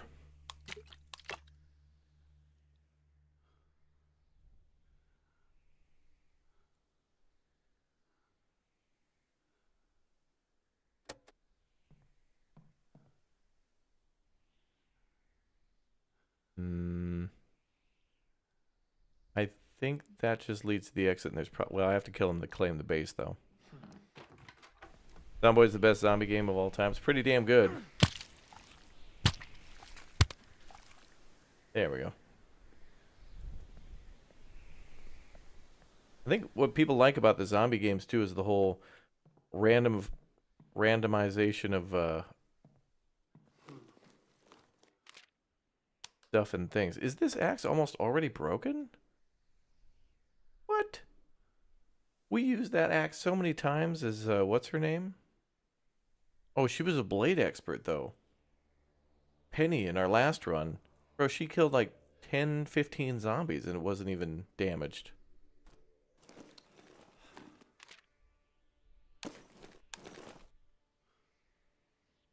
Well, I don't want to leave behind a weapon, especially. Well, this is about to break, but it's so good at stealth kills. I feel like I want to get one more stealth kill out of it when we go to the church or something, but I don't want to leave behind these things. Wood's the most important thing, though. But so is water for making food. It's silly to me that, and this needs to be changed. If we're making our base here, all this stuff that's here should just be given to us for free. You know. Like, what would be stopping us from bringing all of our stuff here, piling up a bunch of desks in front of a door, and then just piling all that stuff, all the things we find into a general storage? I feel like if you claim a base, you should get all the stuff there. Because where are you going to bring it? Like, do I have to go back to this base multiple times to then bring it to the base that in which we already found it?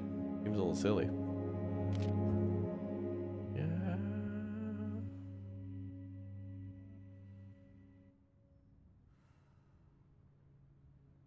Okay.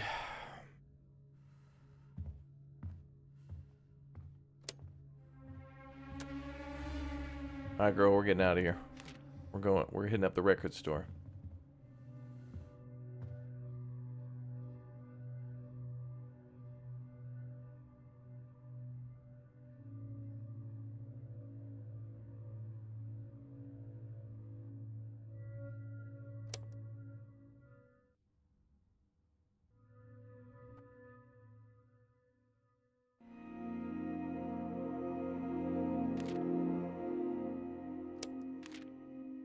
Okay. Yeah, Tracy's extra hungry. Alright, girl, let's have you make the lockpicks and the cooking area level 1. And you'll make up some victuals.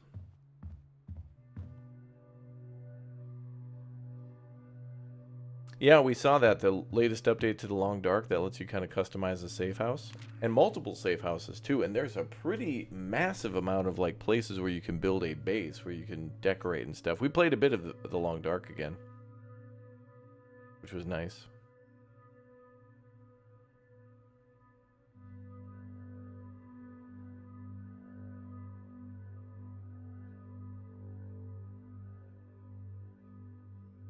Oh, what is this? This is new? Oh, they gave it a different symbol. So the hardware store is the same, but now it has a symbol of a bag rather than a shopping cart. I think what they should do is leave it as the shopping cart if it's like a commercial area. Houses with a mailbox kind of makes sense. The house as your main shelter makes sense, and then the badges for like police department and for the fire department makes sense. I think that can go back to the shopping cart. That just seems a non-necessary change.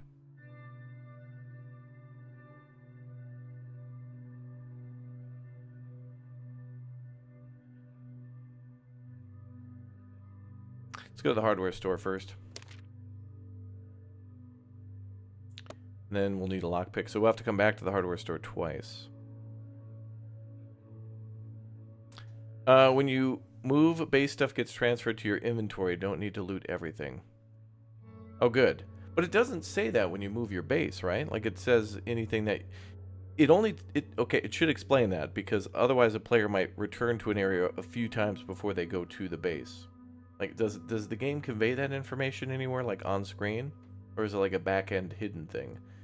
Because when you're going to move base, all it tells you is that everything that you're working on in your current base will get refunded. So if you're building something at your current base and then you want to move, it'll refund those resources and then abandon or abort the like the construction or whatever. Okay, hardware store it is then. Yeah. No, not that. Actually, this probably has one use. All right, we'll do that.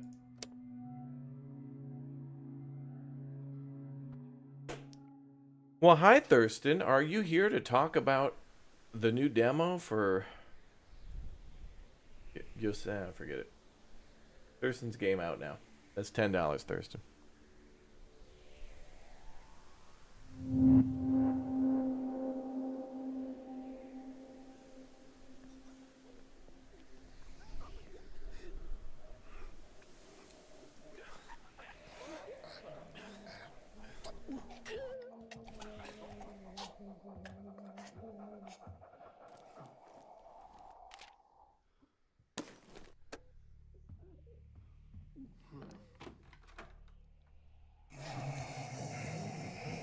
I guess.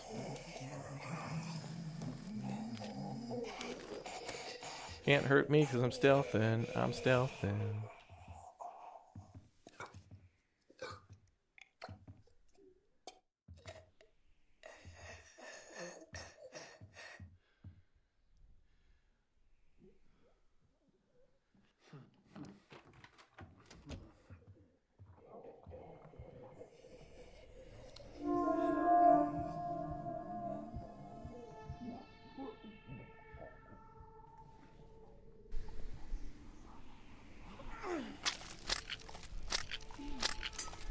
Nice.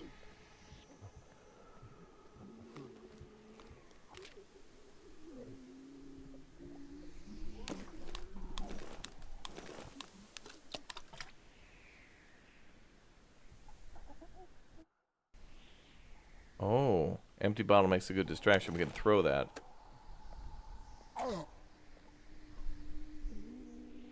Sorry to drop in on you.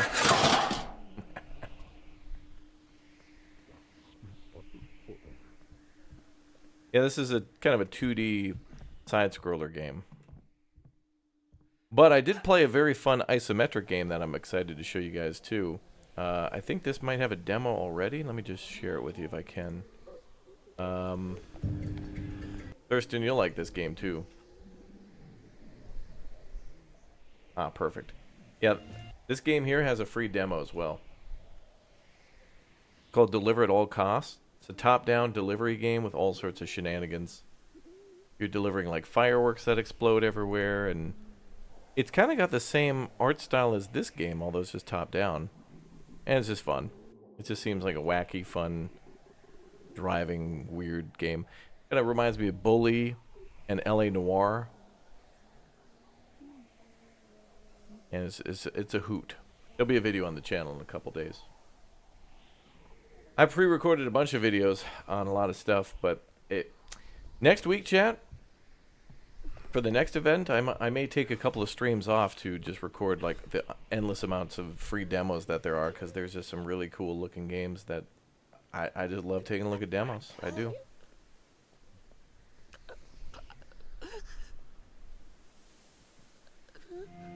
And Roadcrafter's demos coming out. Oh man, Roadcraft. Crying and shaking. It always reminds me of 5 years ago when me and Thurston were playing SnowRunner. We're ever gonna get you to build the castle and foundation? Oh, for sure. That game is a journey, you know. That's gonna take a few more streams. But don't worry, we'll be playing a lot more Foundation. There we go.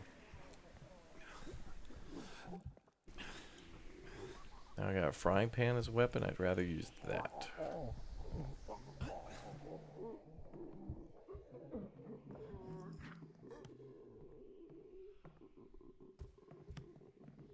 Whoa, what the okay, good. Okay, good.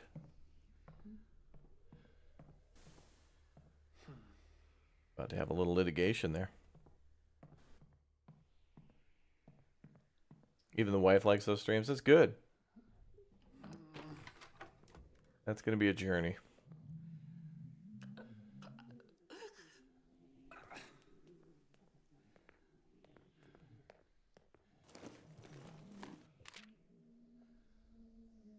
Couple of oh wow, a golf club? Well, they sure as hell gave us a lot of weapons.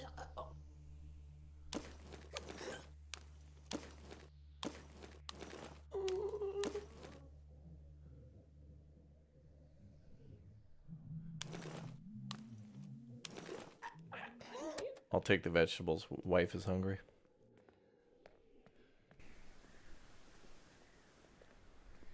Alright, and the last thing is to escape out the back.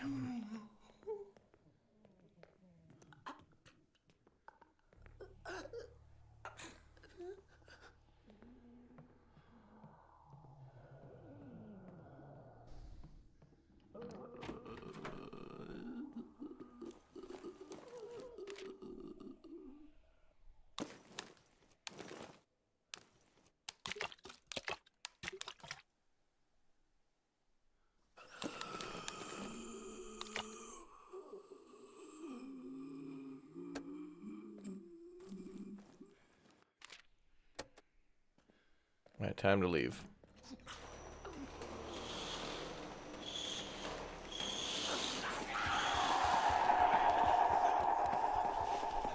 Ah.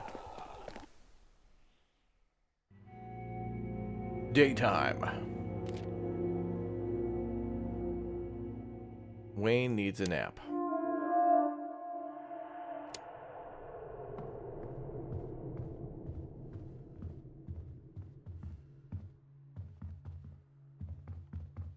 Yeah, I need a shopping cart, you're right.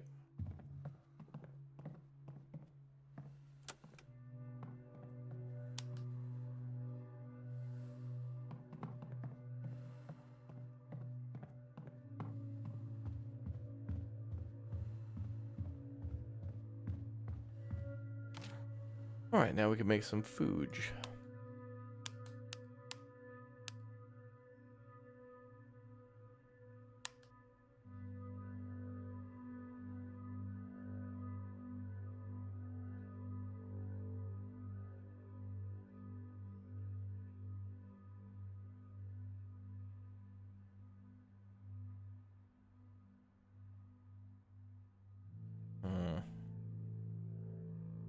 You love the diorama type view? Me too, absolutely.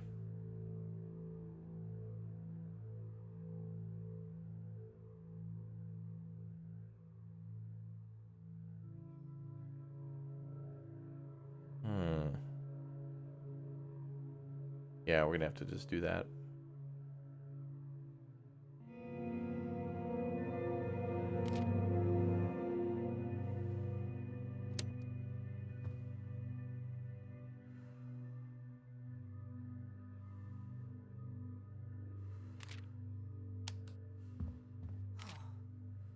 Okay.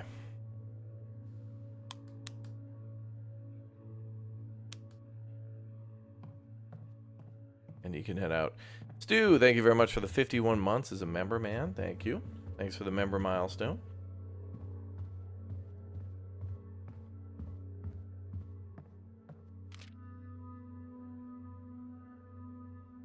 Alright, let's go to the church. Apparently the church has been changed a little bit.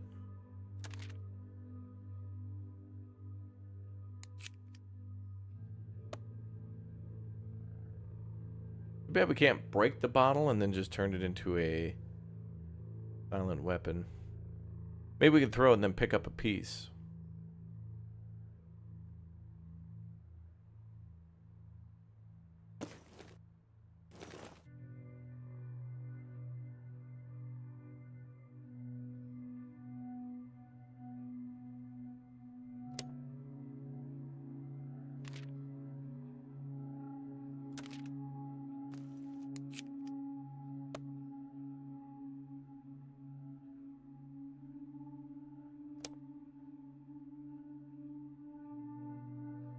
Let's go.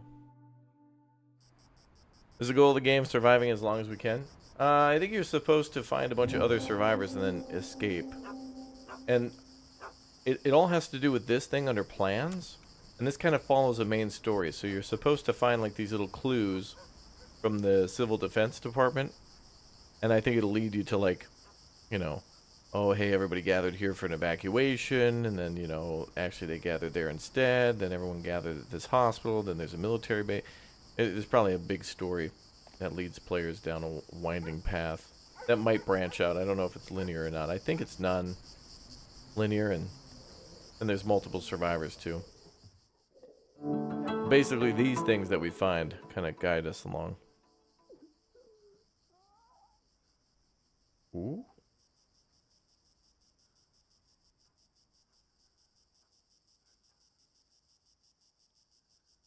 Also, very much looking forward to, I think next month, 2 Point Museum. Oh my god, the 2 Point stuff is 2 Point Hospital, so good. 2 Point Campus was really fun. Looking forward to the museum. I'm so excited. Apparently there was a glitch climbing through one of the windows here. Yeah, this feels like an updated This War of Mine, yeah, with zombies. But if 11-Bit Studios announces like a This War of Mine 2 or something, that'd be amazing. I don't know if they'll do that though, considering what's going on. But they're very much focused on the altars, and which feels like a Kojima game with cloning, and then also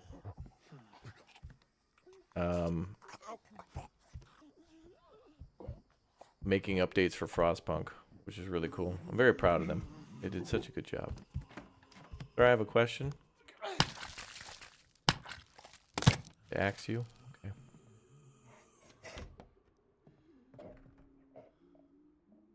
Well, I don't think there's supposed to be a zombie up here. That's a new position for that zombie. Na na na na na na na na na na na na na Batman.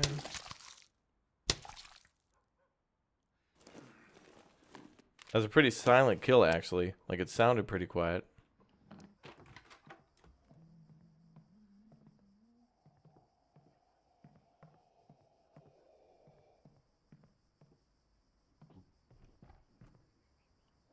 Let's go to the survivor again. I think he's still in the same spot.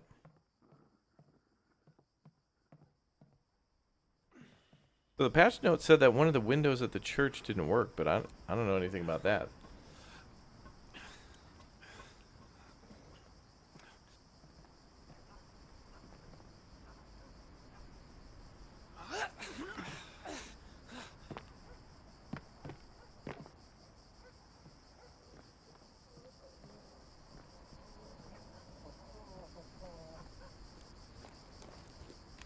A lot of big games coming out in March. Ones that I'm looking forward to. Actually, let's go back and lockpick that door. I have some more carry capacity.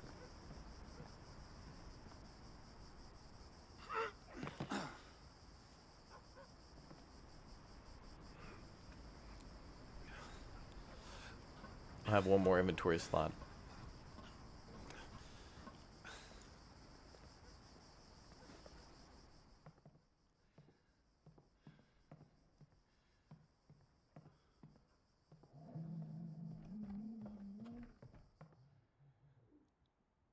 One of the windows didn't work. How does the window not work? True. Yeah, I think it was vaulting through the window.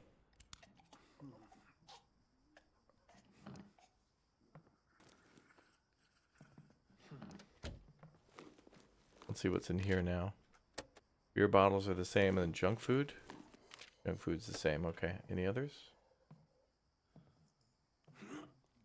Oh, maybe you're supposed to be able to vault through that window. I don't know.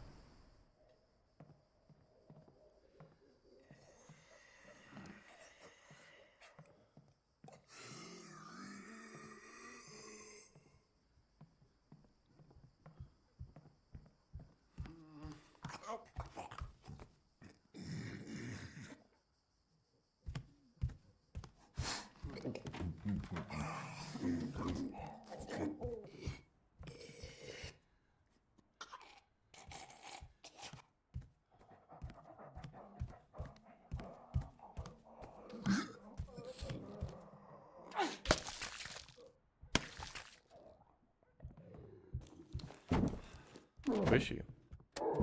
Wait, he heard me? Oh, that's BS. Whoa, whoa, litigation.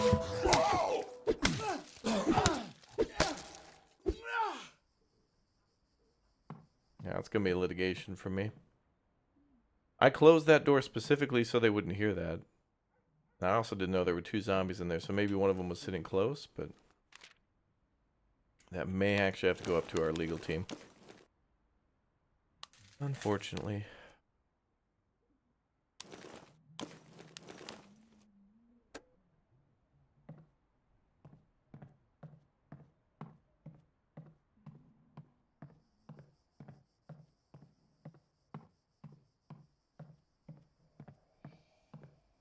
Now, also, if we drop down from here, do we get hurt? No.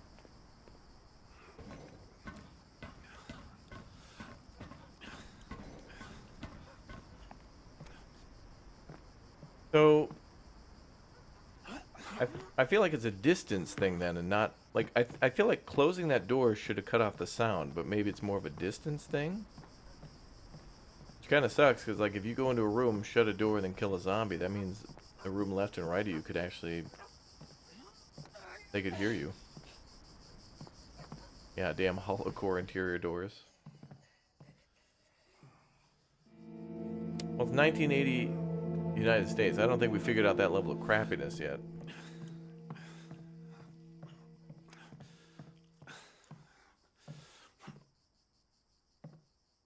No, Rule again. Okay. What's up, bro? Same guy.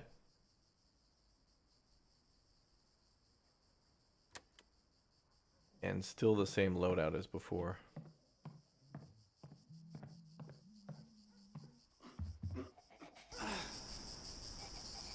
Okay, so we have to go down to check that. Yeah, different weapons do make different noise, yeah. Here. And that's why with the axe or with the scissors, I'll just leave a door open. But with the frying pan and the what could even be louder than a baseball bat? This is a 4 out of 5. What's the higher tier? A handgun, or maybe a chainsaw? Like a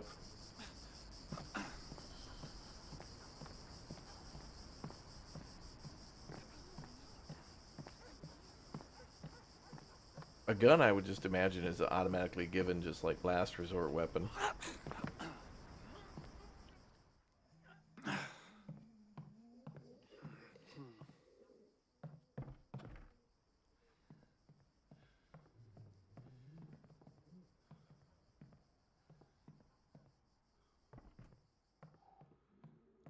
Now let's check that backpack, because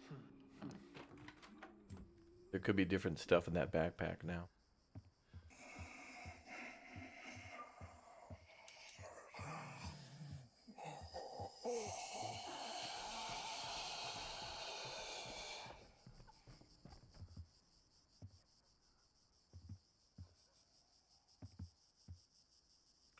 Guess we can't go through that window, so that one's intended to be closed.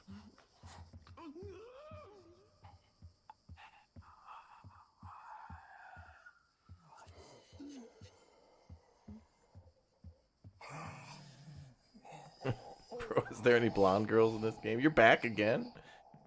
You guys back again asking about blonde girls. Yeah? I think this guy's wife is blonde?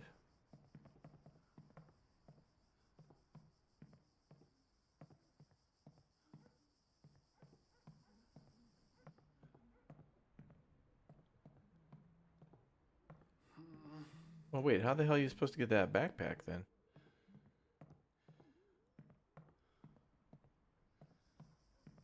Guess I wanted to check because I wasn't sure what windows they changed.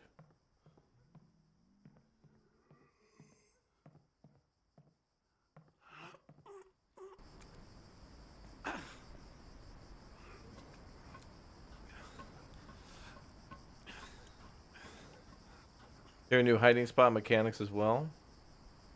I think I read the patch notes. I don't remember reading that. Oh, maybe.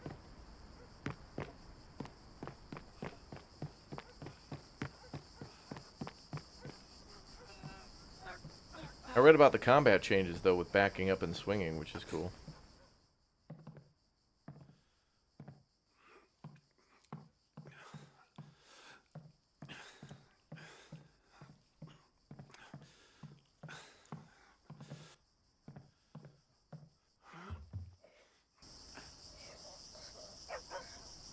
Oh, I guess it is this window. I always thought it was the one below, because this feels like too far of a drop.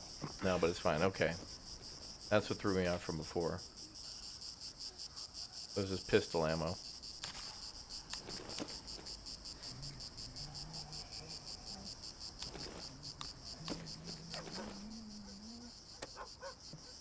We know it's come back here.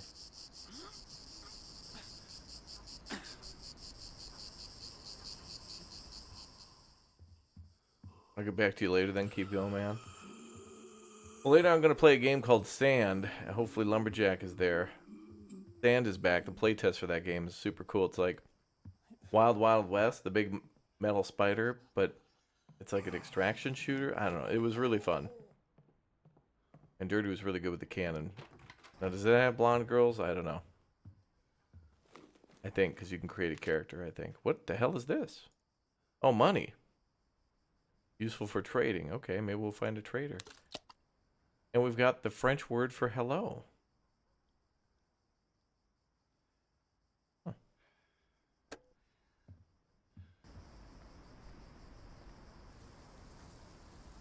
Time to die. I want this clue.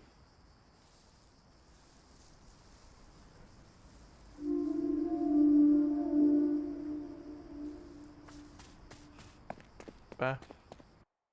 There was a train there too.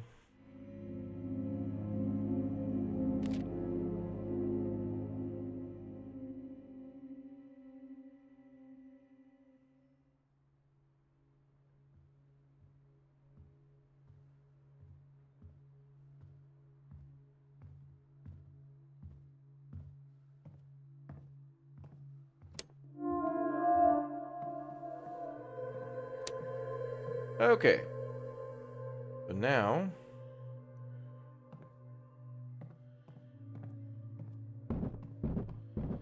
let's get Rule to work on barricades at 3 out of whatever. I'll leave it.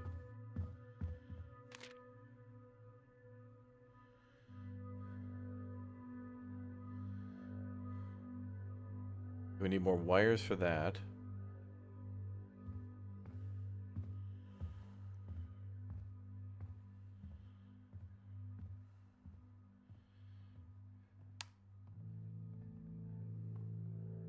I think what we should do is maybe make a lockpick for everyone that we use.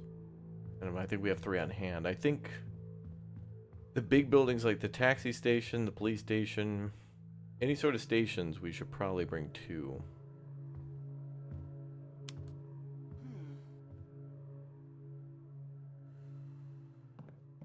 Let's put wifey on the Fuge.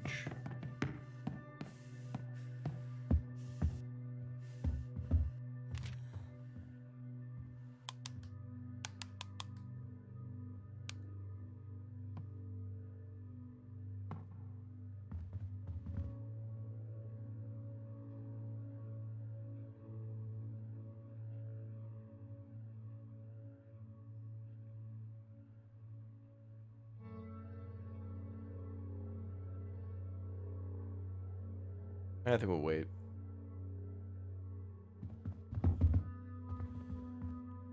Yeah, you can ring the bell at the church. It's kind of disappointing last time I did it. Like, a couple of zombies come around. Like, the zombies kind of get irritated, but then I thought it would attract a horde. But not really. Okay, let's go to the gas station and rescue... Forgot his name. Mark?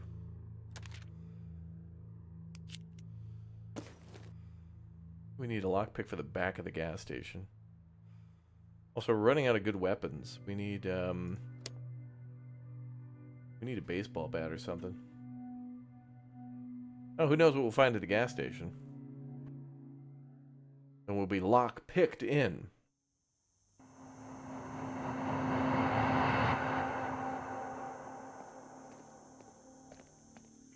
Fill her up, roll on out, brother.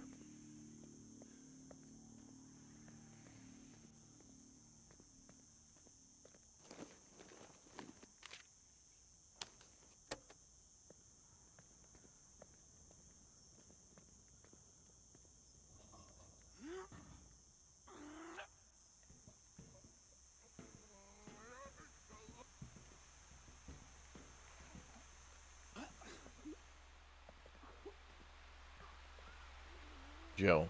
His name is Joe. Joe Mama.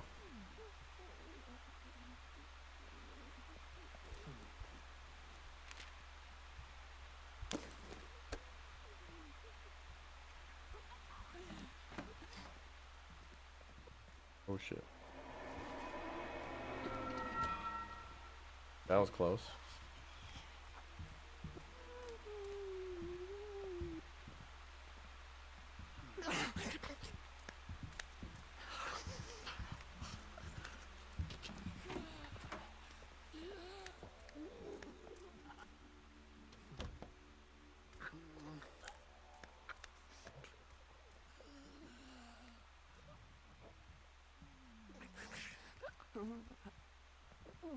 It's gonna be really hard to get past those two.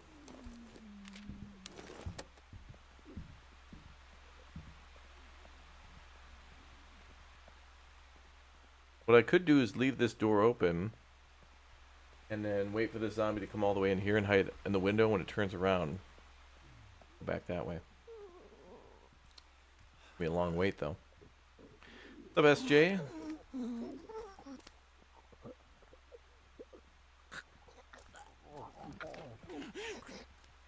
Alright, let's see if this works.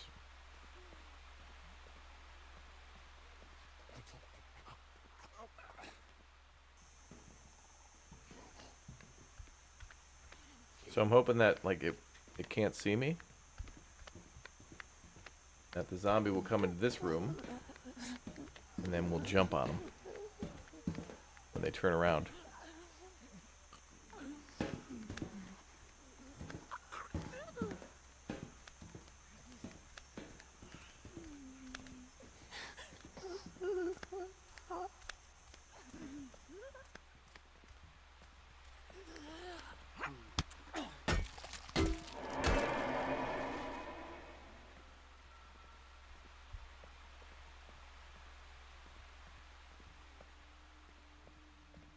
Like it worked out.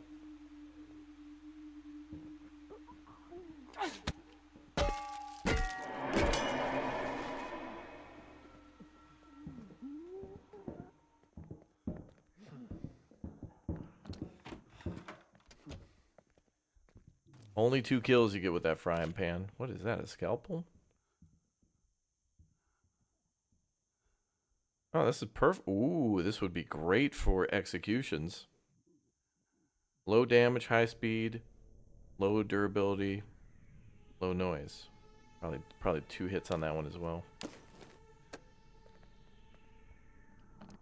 Another thing that we got to remember in this game too is it probably works like this War of Mine as well, where we could take all the items from a location on the map and then put them somewhere near the entrance.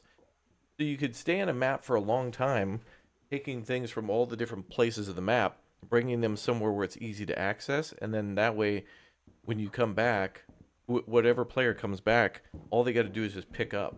So you don't really have to worry too much about, like, you know, spending all this time scouring the level. Pro tip. Mega pro tip. Ultra. 10 million hours, dude. Played this more than Farthest Frontier. Is it just the one guy? I hear 2, I think.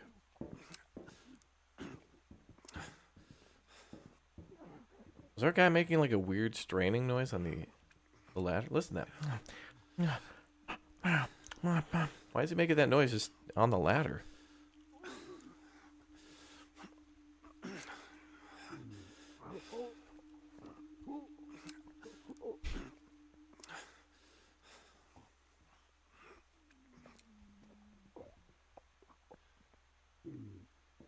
Wait for the zombie to pass by. Also, I think with these ladders, one thing I don't like, and I hope they change it, is that you can jump on the ladder like this, but you can't like go to the top of the ladder and peek around. Oh, you can. Well, I think it differs based on each ladder. Anyway. Oh, come on, come on. What? Where's my stealth kill?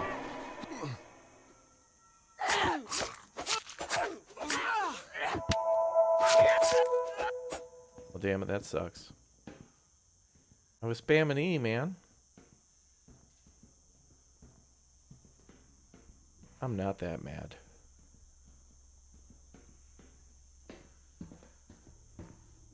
Oh well.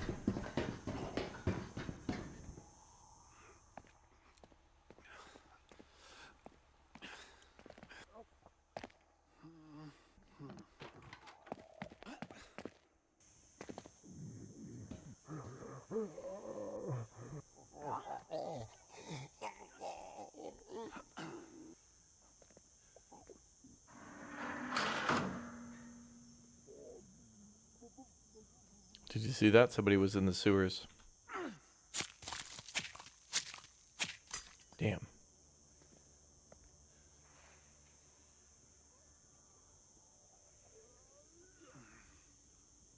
Well, we don't have any more weapons now.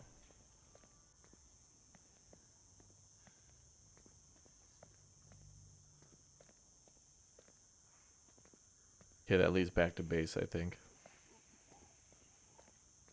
Looks like autumn, too. It's supposed to be August, but it's like September.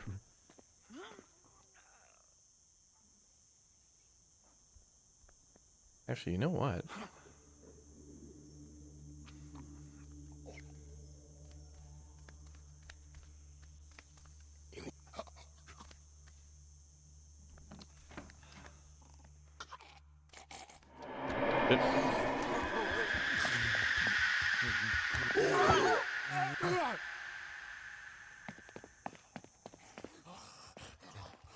No, damn it. Other side, goober. There we go.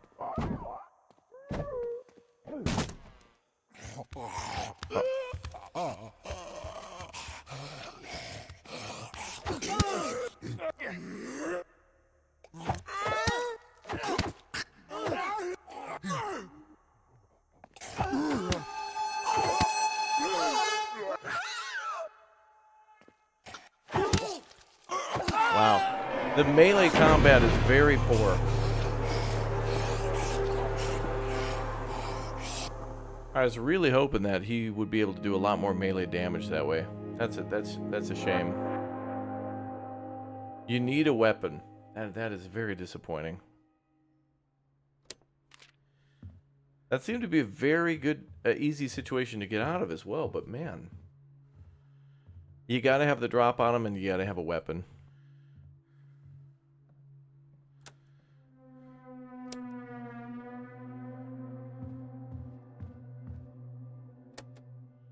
Well, let's roll again. We'll speed run it. People of Walton. F. Wayne, yeah. This is your... I know. But man, and did you see we were also trading blows? Like, when he was swinging at that zombie, he did hit the zombie a couple of times to where like, there's no stopping the zombie's attack. Like, when you swing, if you hit that zombie, there's no stagger or anything. It's still going to keep swinging. So once you discover like that, it's like GG and time to leave. Or time to hide. Which I tried to do, and it did look like I escaped the zombie from hiding, though. So that's good.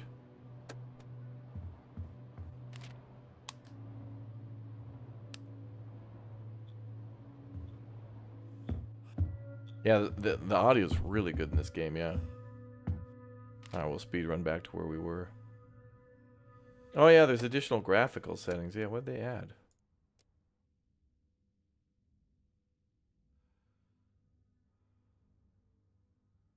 I guess some things you can try out, I guess. I don't know.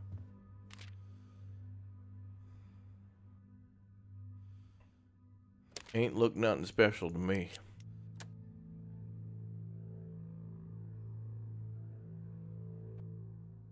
I need a save scan option too to be able to like undo that, because sometimes there's litigation deaths and that's one of them. And by the way, who the hell punches like this? Look at this punch. Look at how vulnerable you are. Look at that recovery time.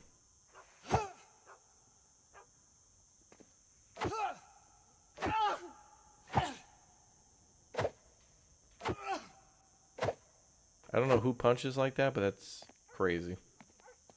So yeah, melee is not an option. Do not do that.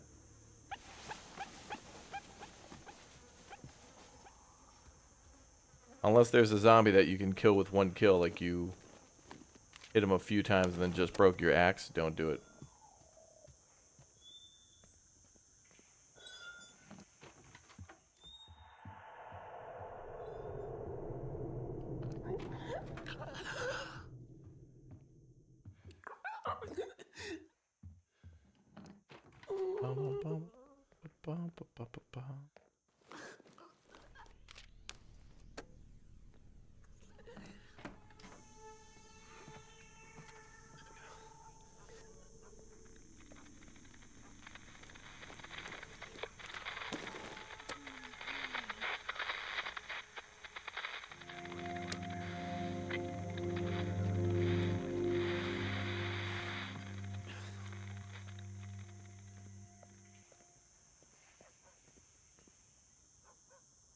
Okay, yeah.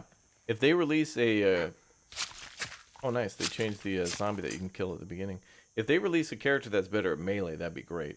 I would assume... You know, Wayne and some of the characters should just... I don't know. Their fighting style is dumb. Like that. Okay, well, with an axe...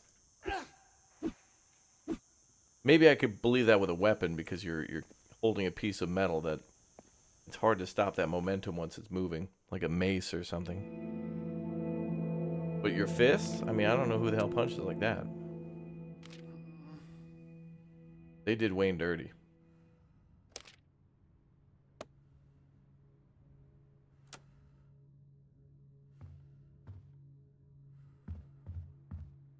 Yeah, hand-to-hand melee, yeah. Yeah, brawler type, yeah.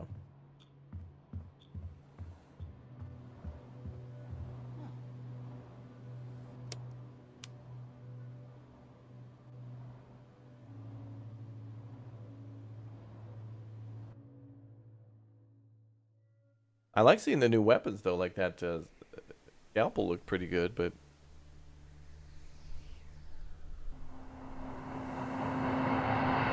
Stealth and timing is everything in these games. We're gonna have to play this demo again, this is just too good.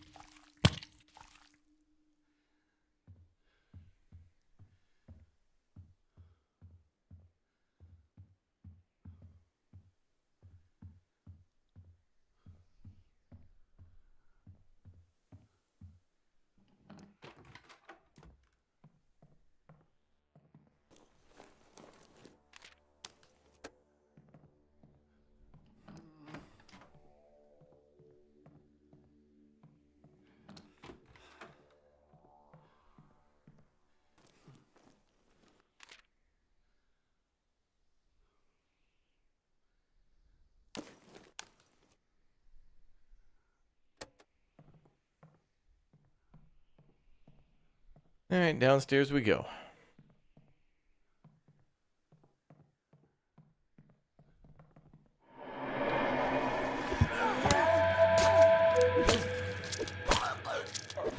What the hell? A scripted fight wasn't there last time, was it?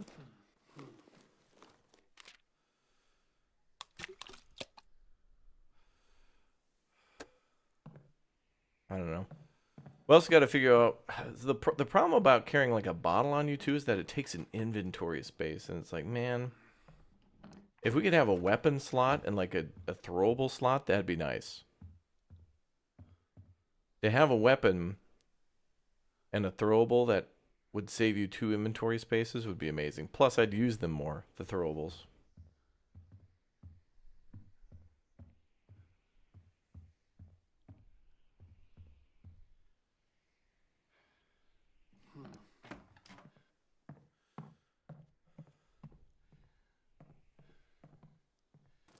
Because to carry around stuff just in case is kind of tedious.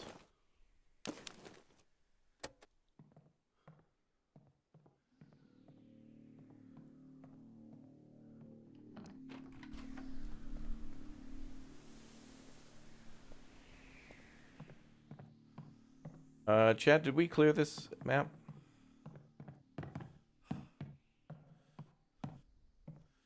Oh no, there's the upstairs. But I think it's empty.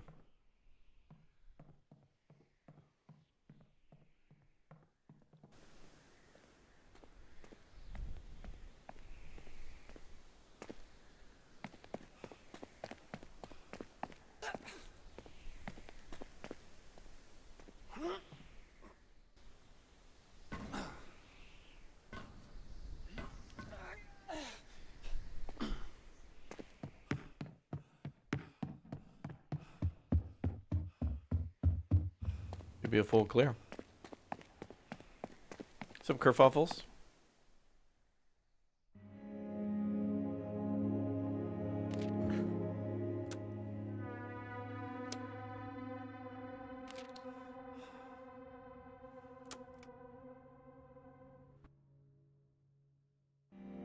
Nighttime. Okay.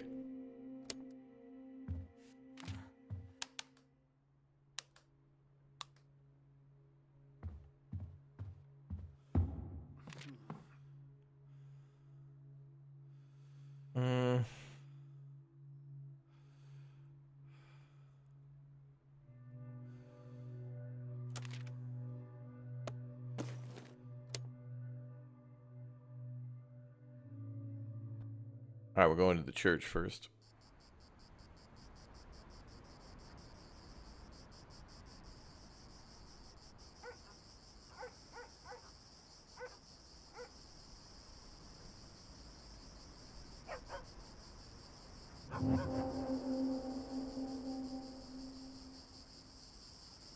Yeah, this is on Steam, this demo, but I don't know if it'll be on consoles. It could definitely be a console game, though.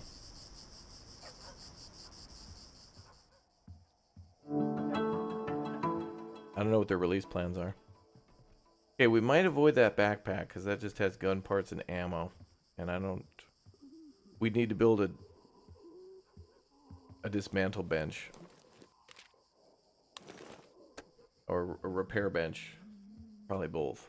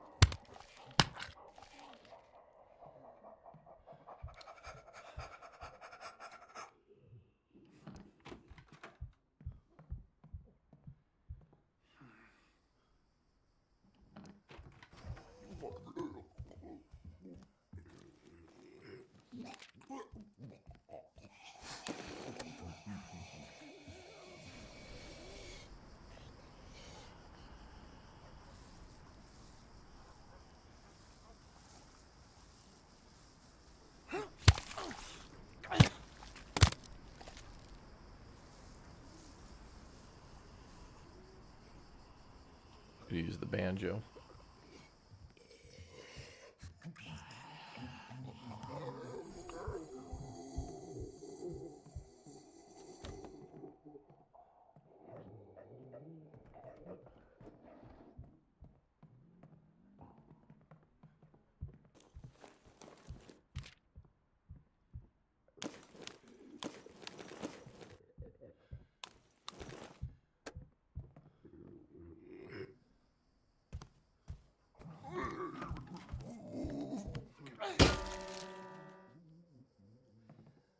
Well, that's a quick kill.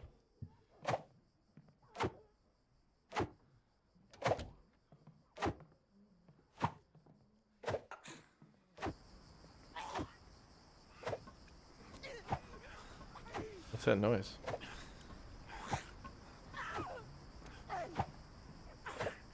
Oh, she's attacking that door.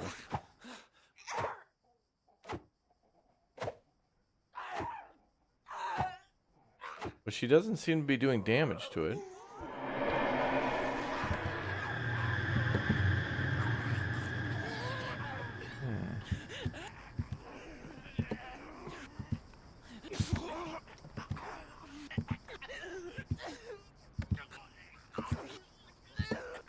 I didn't bring a lockpick this time either. That lockpick room, I guess, only leads to beer and junk food.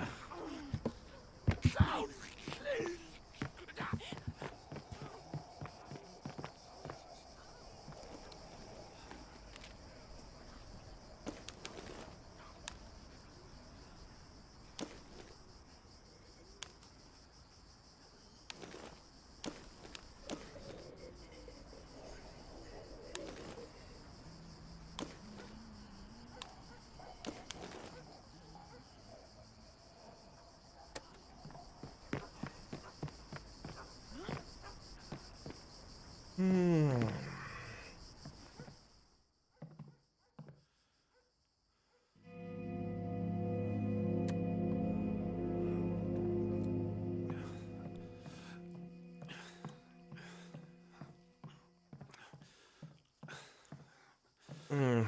right, Rule. What's up, man? You're up. Happy to have you. I guess this is a shortcut out, though.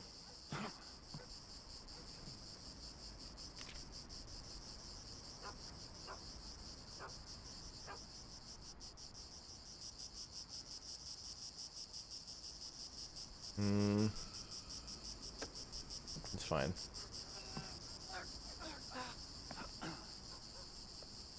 I will get the clue on the thing on the left.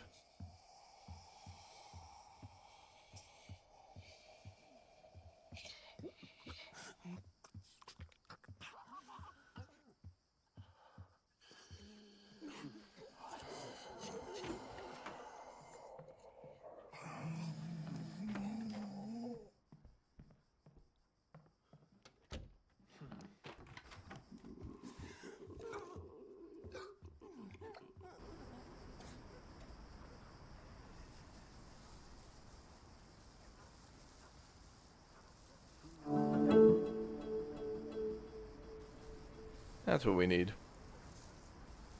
Yeah, I think the demo's still 8 days long. I'm not sure. They did put up all the patch notes.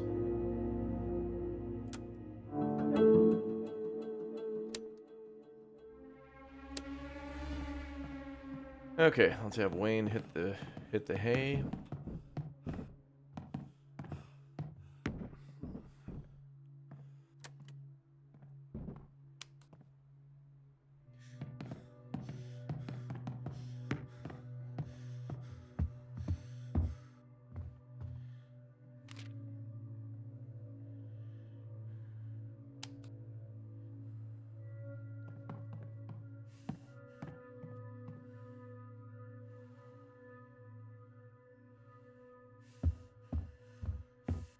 Yeah, let's make some meals. Did we make any at all? Nope. So this is 8 days to die. True. Yeah, after those 8 days, you can't. It's like game over. Well, demo over. That's why I'm playing way differently than I think I would, knowing that we would have like a kind of a future where I'd want to go back absolutely to every building. But I think there'll be something in the main game to kind of continuously push you forward. Like they're gonna want to create some sort of sense of rising water. Otherwise, you can go too slow. My favorite mechanic, block stairs where everybody, hey honey, there's a zombie apocalypse. Let's pile all of our belongings onto the stairwell. I think we can let this dude go out.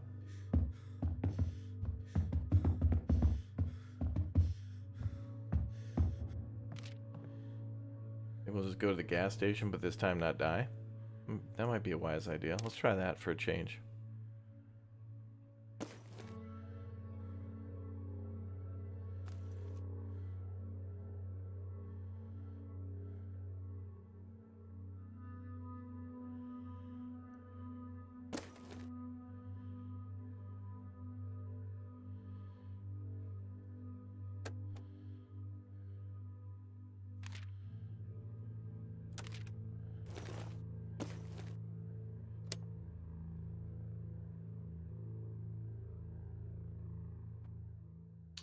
Yep. Yeah, new strategy. Maybe not dying to death might be a new... I may have actually come up with a winning strategy for these zombies games. If you don't die, they can't kill you. What we've learned previously is if your HP reaches 0, you'll die. It's important to know.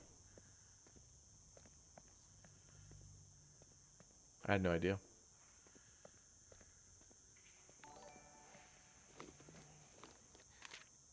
Tactical assault banjo.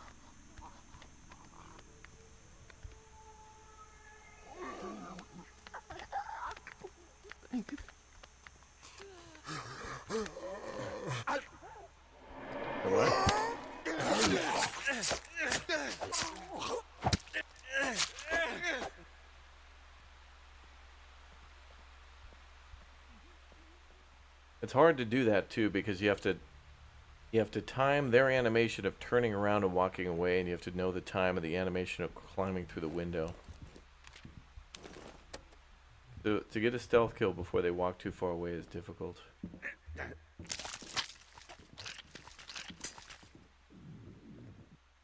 That's trouble.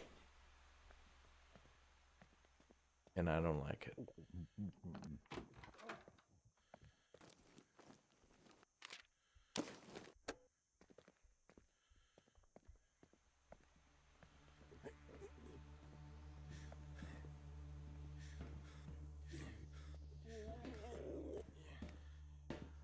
Well, they did make it so you could peek ladders now. That's good.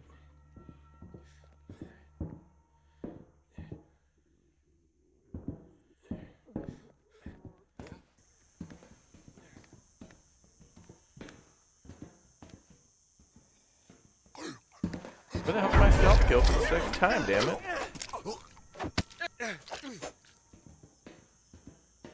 Damn, man. Spamming E like a madman.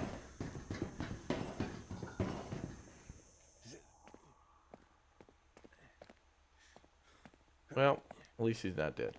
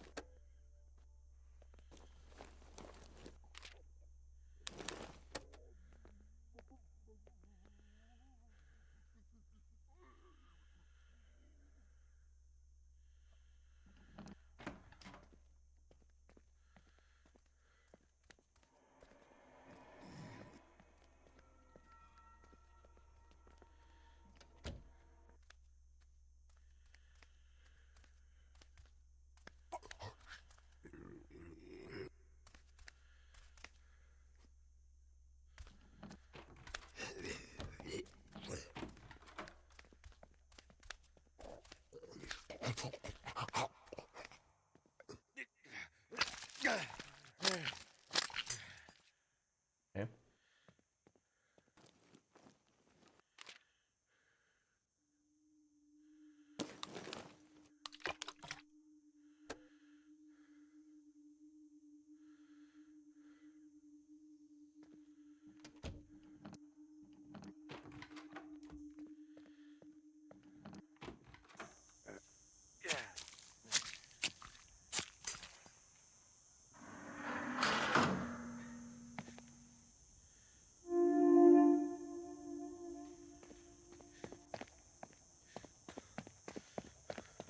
Okay, we now have a new shelter. You want to pack up Marlboro Reds when we're here? Were those around in the 80s? Oh, I suppose. They were in Superman. Alright, let's get to the gas station. That's going to be our new base. We're going to go south this run. Means we don't get to go to the hardware store, though, if we do that.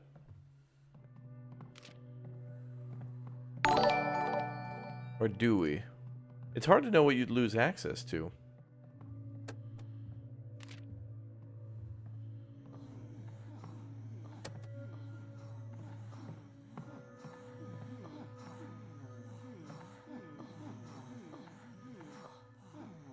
You two don't make another baby, damn it. We already got one on the way. Stop it.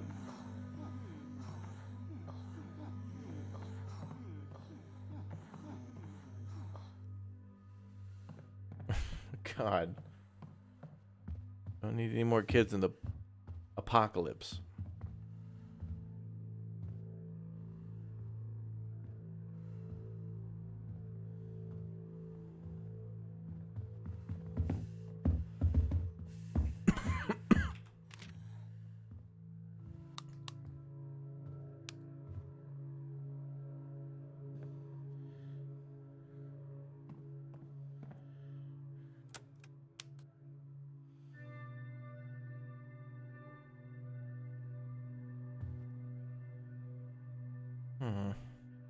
D-Pad Dad, congratulations on 1 year, brother. Yeah. 1 year as a sub on Twitch. Thank you. Congratulations.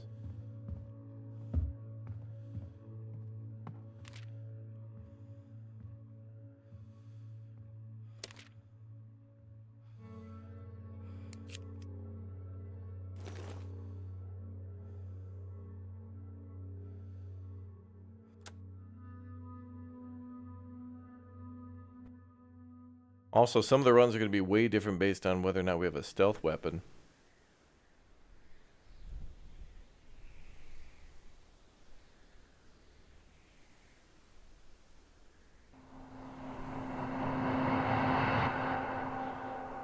Pro tip, if a zombie's in a room, you either A, avoid the zombie, or B, fight the zombie. Damn, dude.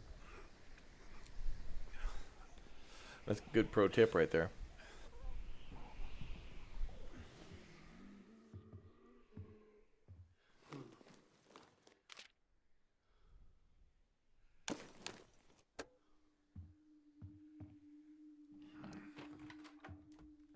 This guy watching TV.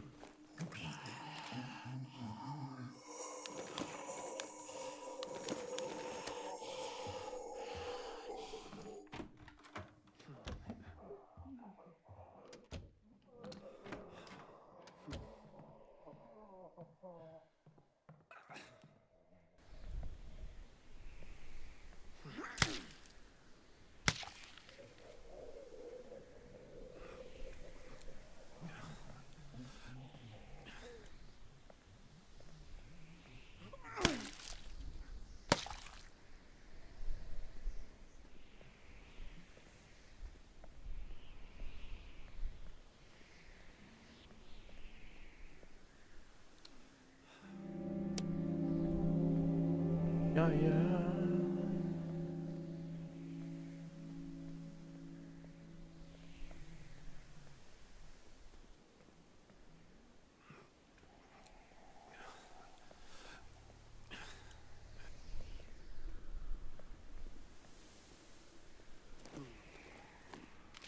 Ooh, more water and food, good.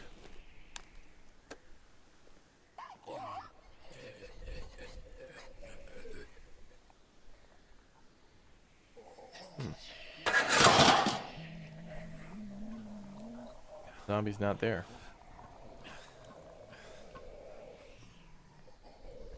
What?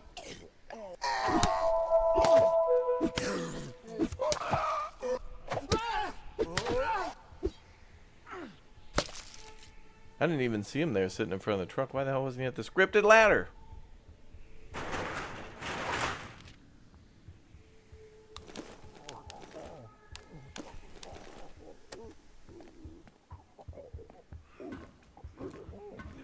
There we go.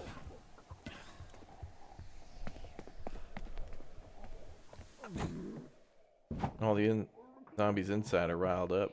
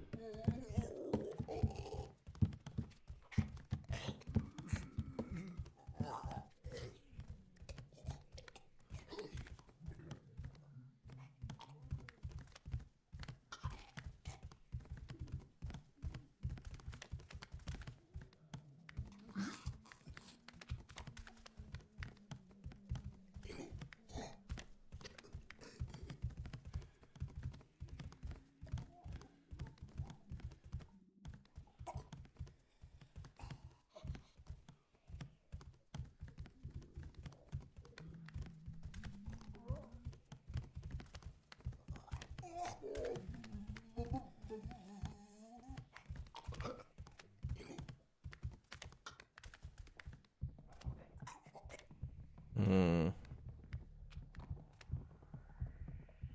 want to get into the storage area.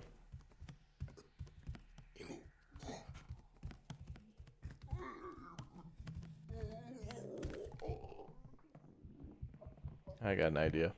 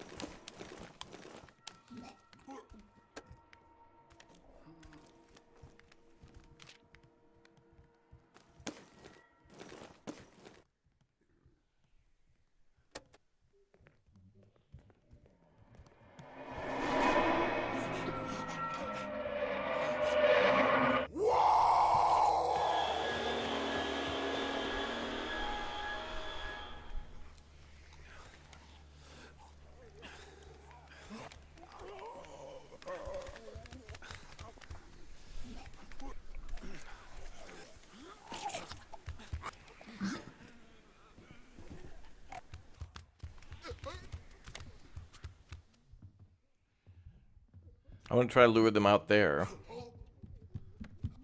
Oh, never mind. One of them got smart. One up the... Come on, man. Through the window?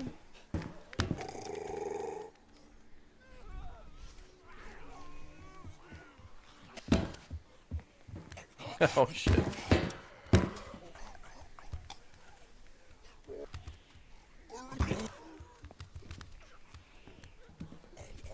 I was here. This dude was swinging through the window. This guy got 8-foot arms or what?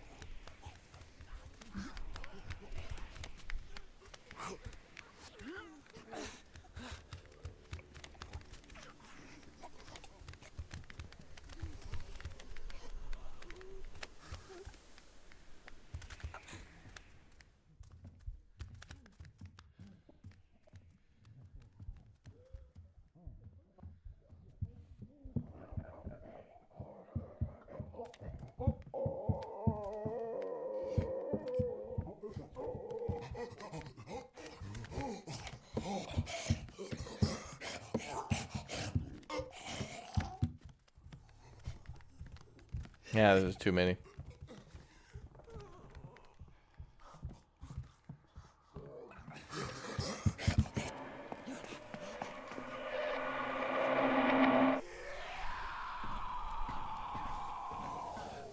Yow.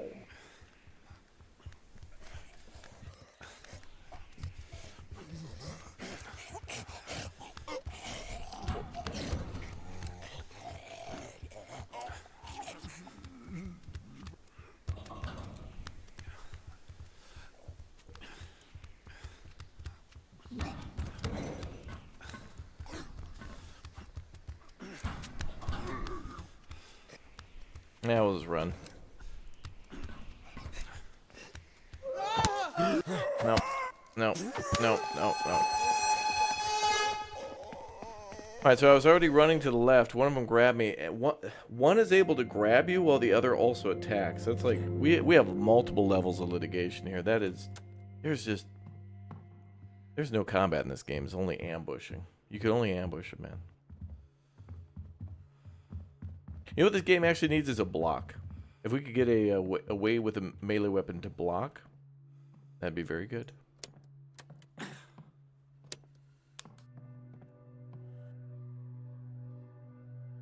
Wood.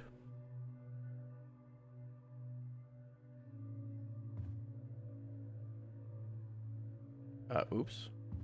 Didn't mean to do that. Actually, we'll send out Joe.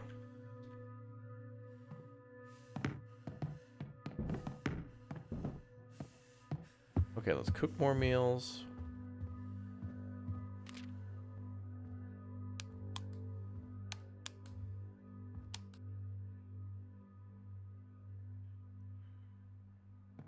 That's right, he's fine.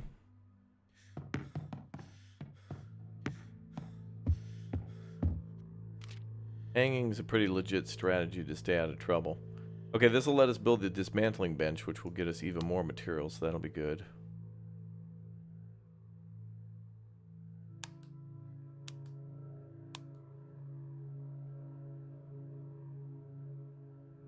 Looks like we only have one lockpick, so we want more. And then Joe can head out. I don't remember if our people heal up.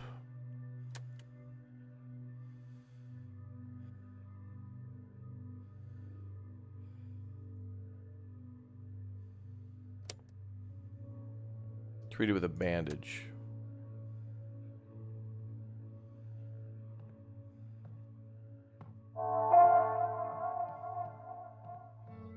Alright, so he just has to nap it off.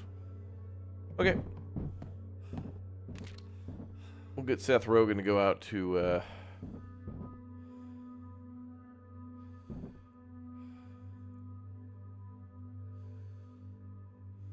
maybe the arcade?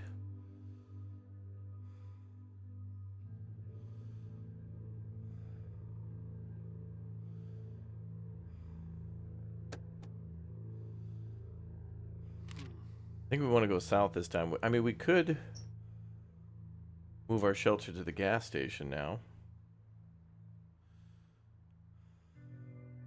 What's up, Bobby?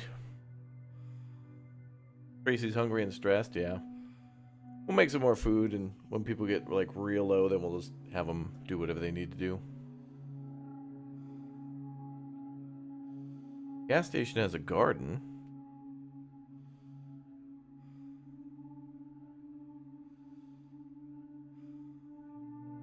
Yeah, we can move. We got limited time, so we'll move and then we'll start that crafting again. Does it take a day to move too?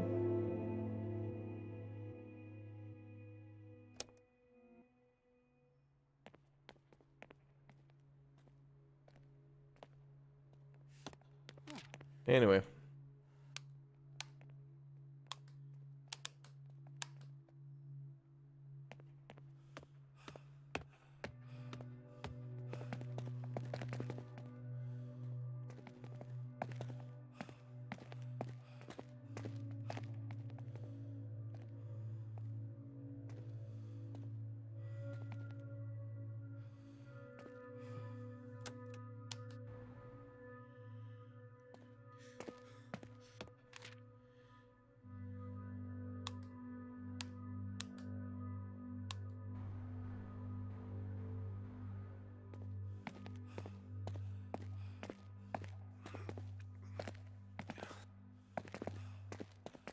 Yeah, we gotta let the tussin get into the bone.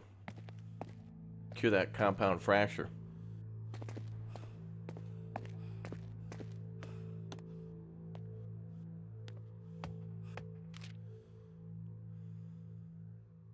Ooh. Overwhelmed. Okay, so we can't go to any area red.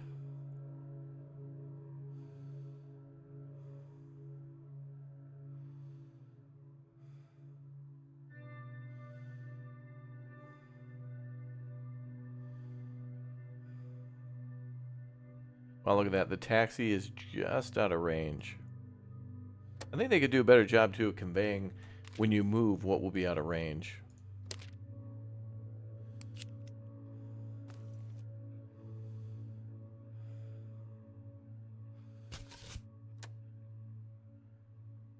Alright. Joe's good for being able to carry so much stuff.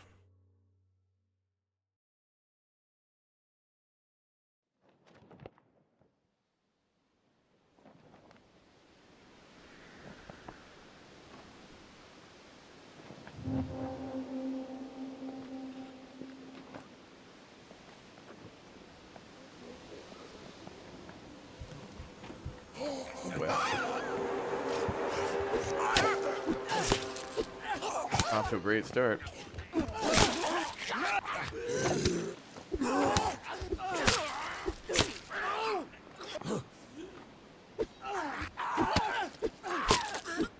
The zombies too easily are relieved of like a stun lock animation. Like you hit them in the face with a like a demolition wrecking ball from a crane, and they take a 2-second stun, like, and then they're immediately attacking again. Like, bro, when you're getting hit by a freight train, or in this case, you know, when he's swinging this rake and is doing a multi-attack, you gotta, there needs to be a longer cooldown.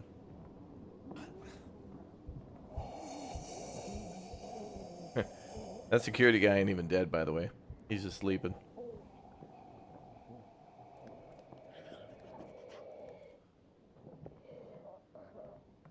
I know, I want these zombies to be stun locked. Like, give me a better chance.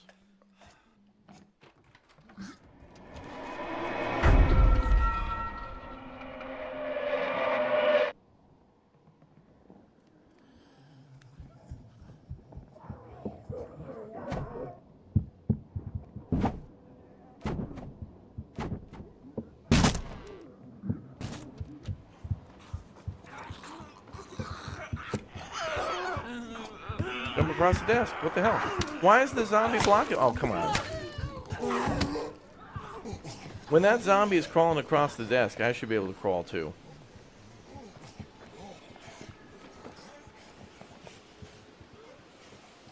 Man.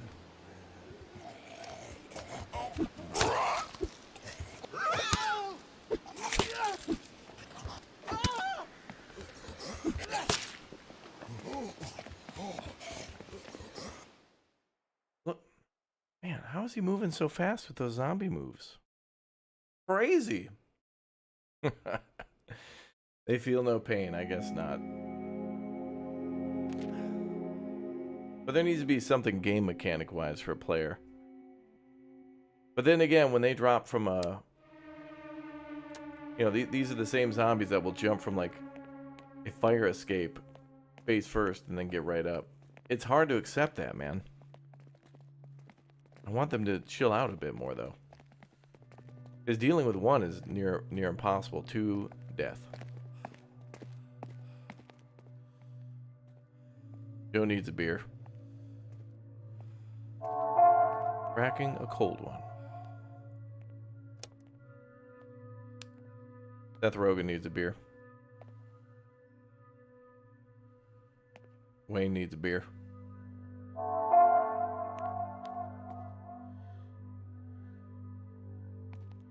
Maybe we need more beds too.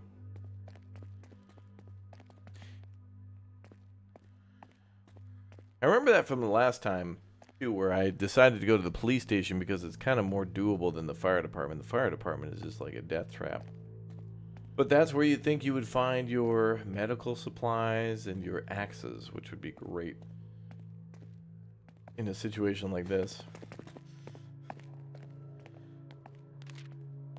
Ooh, look at all the stuff we can build now.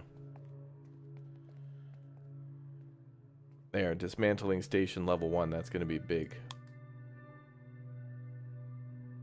And we can bring back more stuff.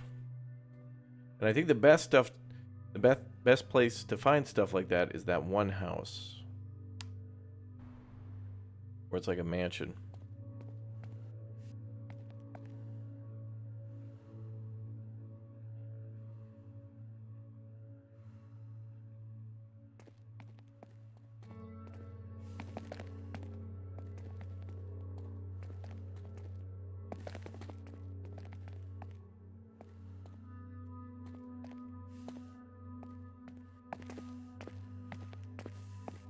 Alright, where are we going next? Wait, what are you doing? Oh, that's right. Wayne can make moonshine.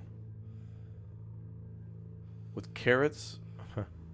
So with some vegetables, some sugar, and some water, he can make crude moonshine. Recover a moderate amount of morale. Which ain't good for Tracy, but he can take that and anybody else in the camp. What's he doing? Boy, that fire department's like a hell no. Alright. Okay, let's get Tracy trying to make more food. Also, I noticed we have a garden up here. Can we do something with that? Wayne looks like Kid Rock. Ooh, plant seeds. Oh, we'll need water too. Oh, that's great, though. 2 vegetables, 3 water equals 10 vegetables. What we need then is a rain catcher, though. Some of the bases actually do have a rain catcher, but I guess that just comes with that by default, so we'll have to probably make that next. Gas station's a pretty good base. I don't think the arcade gets that.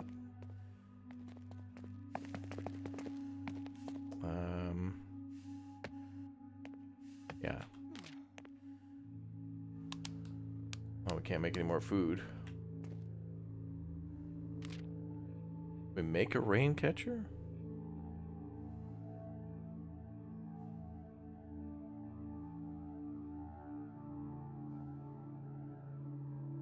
Oh, medical area level 2. Well, we could make a level 1 medical area. Or we can craft medical kits and bandages. We need to have the disassembly bench up and then find a clothing store so we can make a ton of bandages, and then maybe the farm going. We could have medicinal herbs, which would that really would require the water tower or the rain catcher, so we can actually continuously pump that stuff out. But I wonder how much, like, this is a level 2 workbench, so like we'd have to get like a level 3 workbench. Oh yeah, workbench area 3 unlocks recipes for level 3 stations and cutting torches. Wow, that's just really expensive on the wood. We'd have to find like another hardware store, like a construction site to loot or something like that. Yeah. I saw your sweatshirt with your sign and streamed by Brian. Oh yeah, Humanity Z. Yeah, me and Brian got hoodies and a few other creators too in Humanity Z. I gotta play that again. I saw they had the devs messaged me, I think on like Friday or Saturday or something, and told me that there was like there's a bunch of new stuff. I always like playing that game. It always feels like a major update whenever they drop that stuff. So good times. All right, folks, I'm going to take a break for now, and we'll be back with more of this game in the future. Into the Darkness new demo update is out now with the new characters Wayne and Tracy, which is really neat. And it looks like they've also moved a bunch of stuff around and have changed the game quite a bit. It looks like their zombies seem to be in a few different spots. Items were in different spots, and also like the different areas to find things were different. So there were like different things in different locations. So that was cool. Yeah, anyway, there's a link to our new shorts there. I will be back with Sand, hopefully with Lumberjack, Dirty, Red. I think we can actually play more than 4 players in that game, so maybe we'll check and see if Uthras wants to play, or maybe Nicholas or something like that. That'd be a lot of fun. It was pretty chill last time, and so hopefully we'll get together again for that one. All right, thanks again, everybody, for watching, and I think we'll be playing this in the future if we have time. But remember, the rest of this week and next week's going to be crazy, and I may take some more days off from streaming to maybe have time to make some videos for the limited time in which we have those demos. It happens every time we do a Steam Next Fest because they're only here for a limited time. But I know there's going to be good ones, so I'm excited for this one, and Deliver at Any Cost, and also Solar Punk. Looking forward to that as well. All right, guys, I'll see you in a bit for our next Big O stream. Thank you very much, everybody, for watching. You guys are great.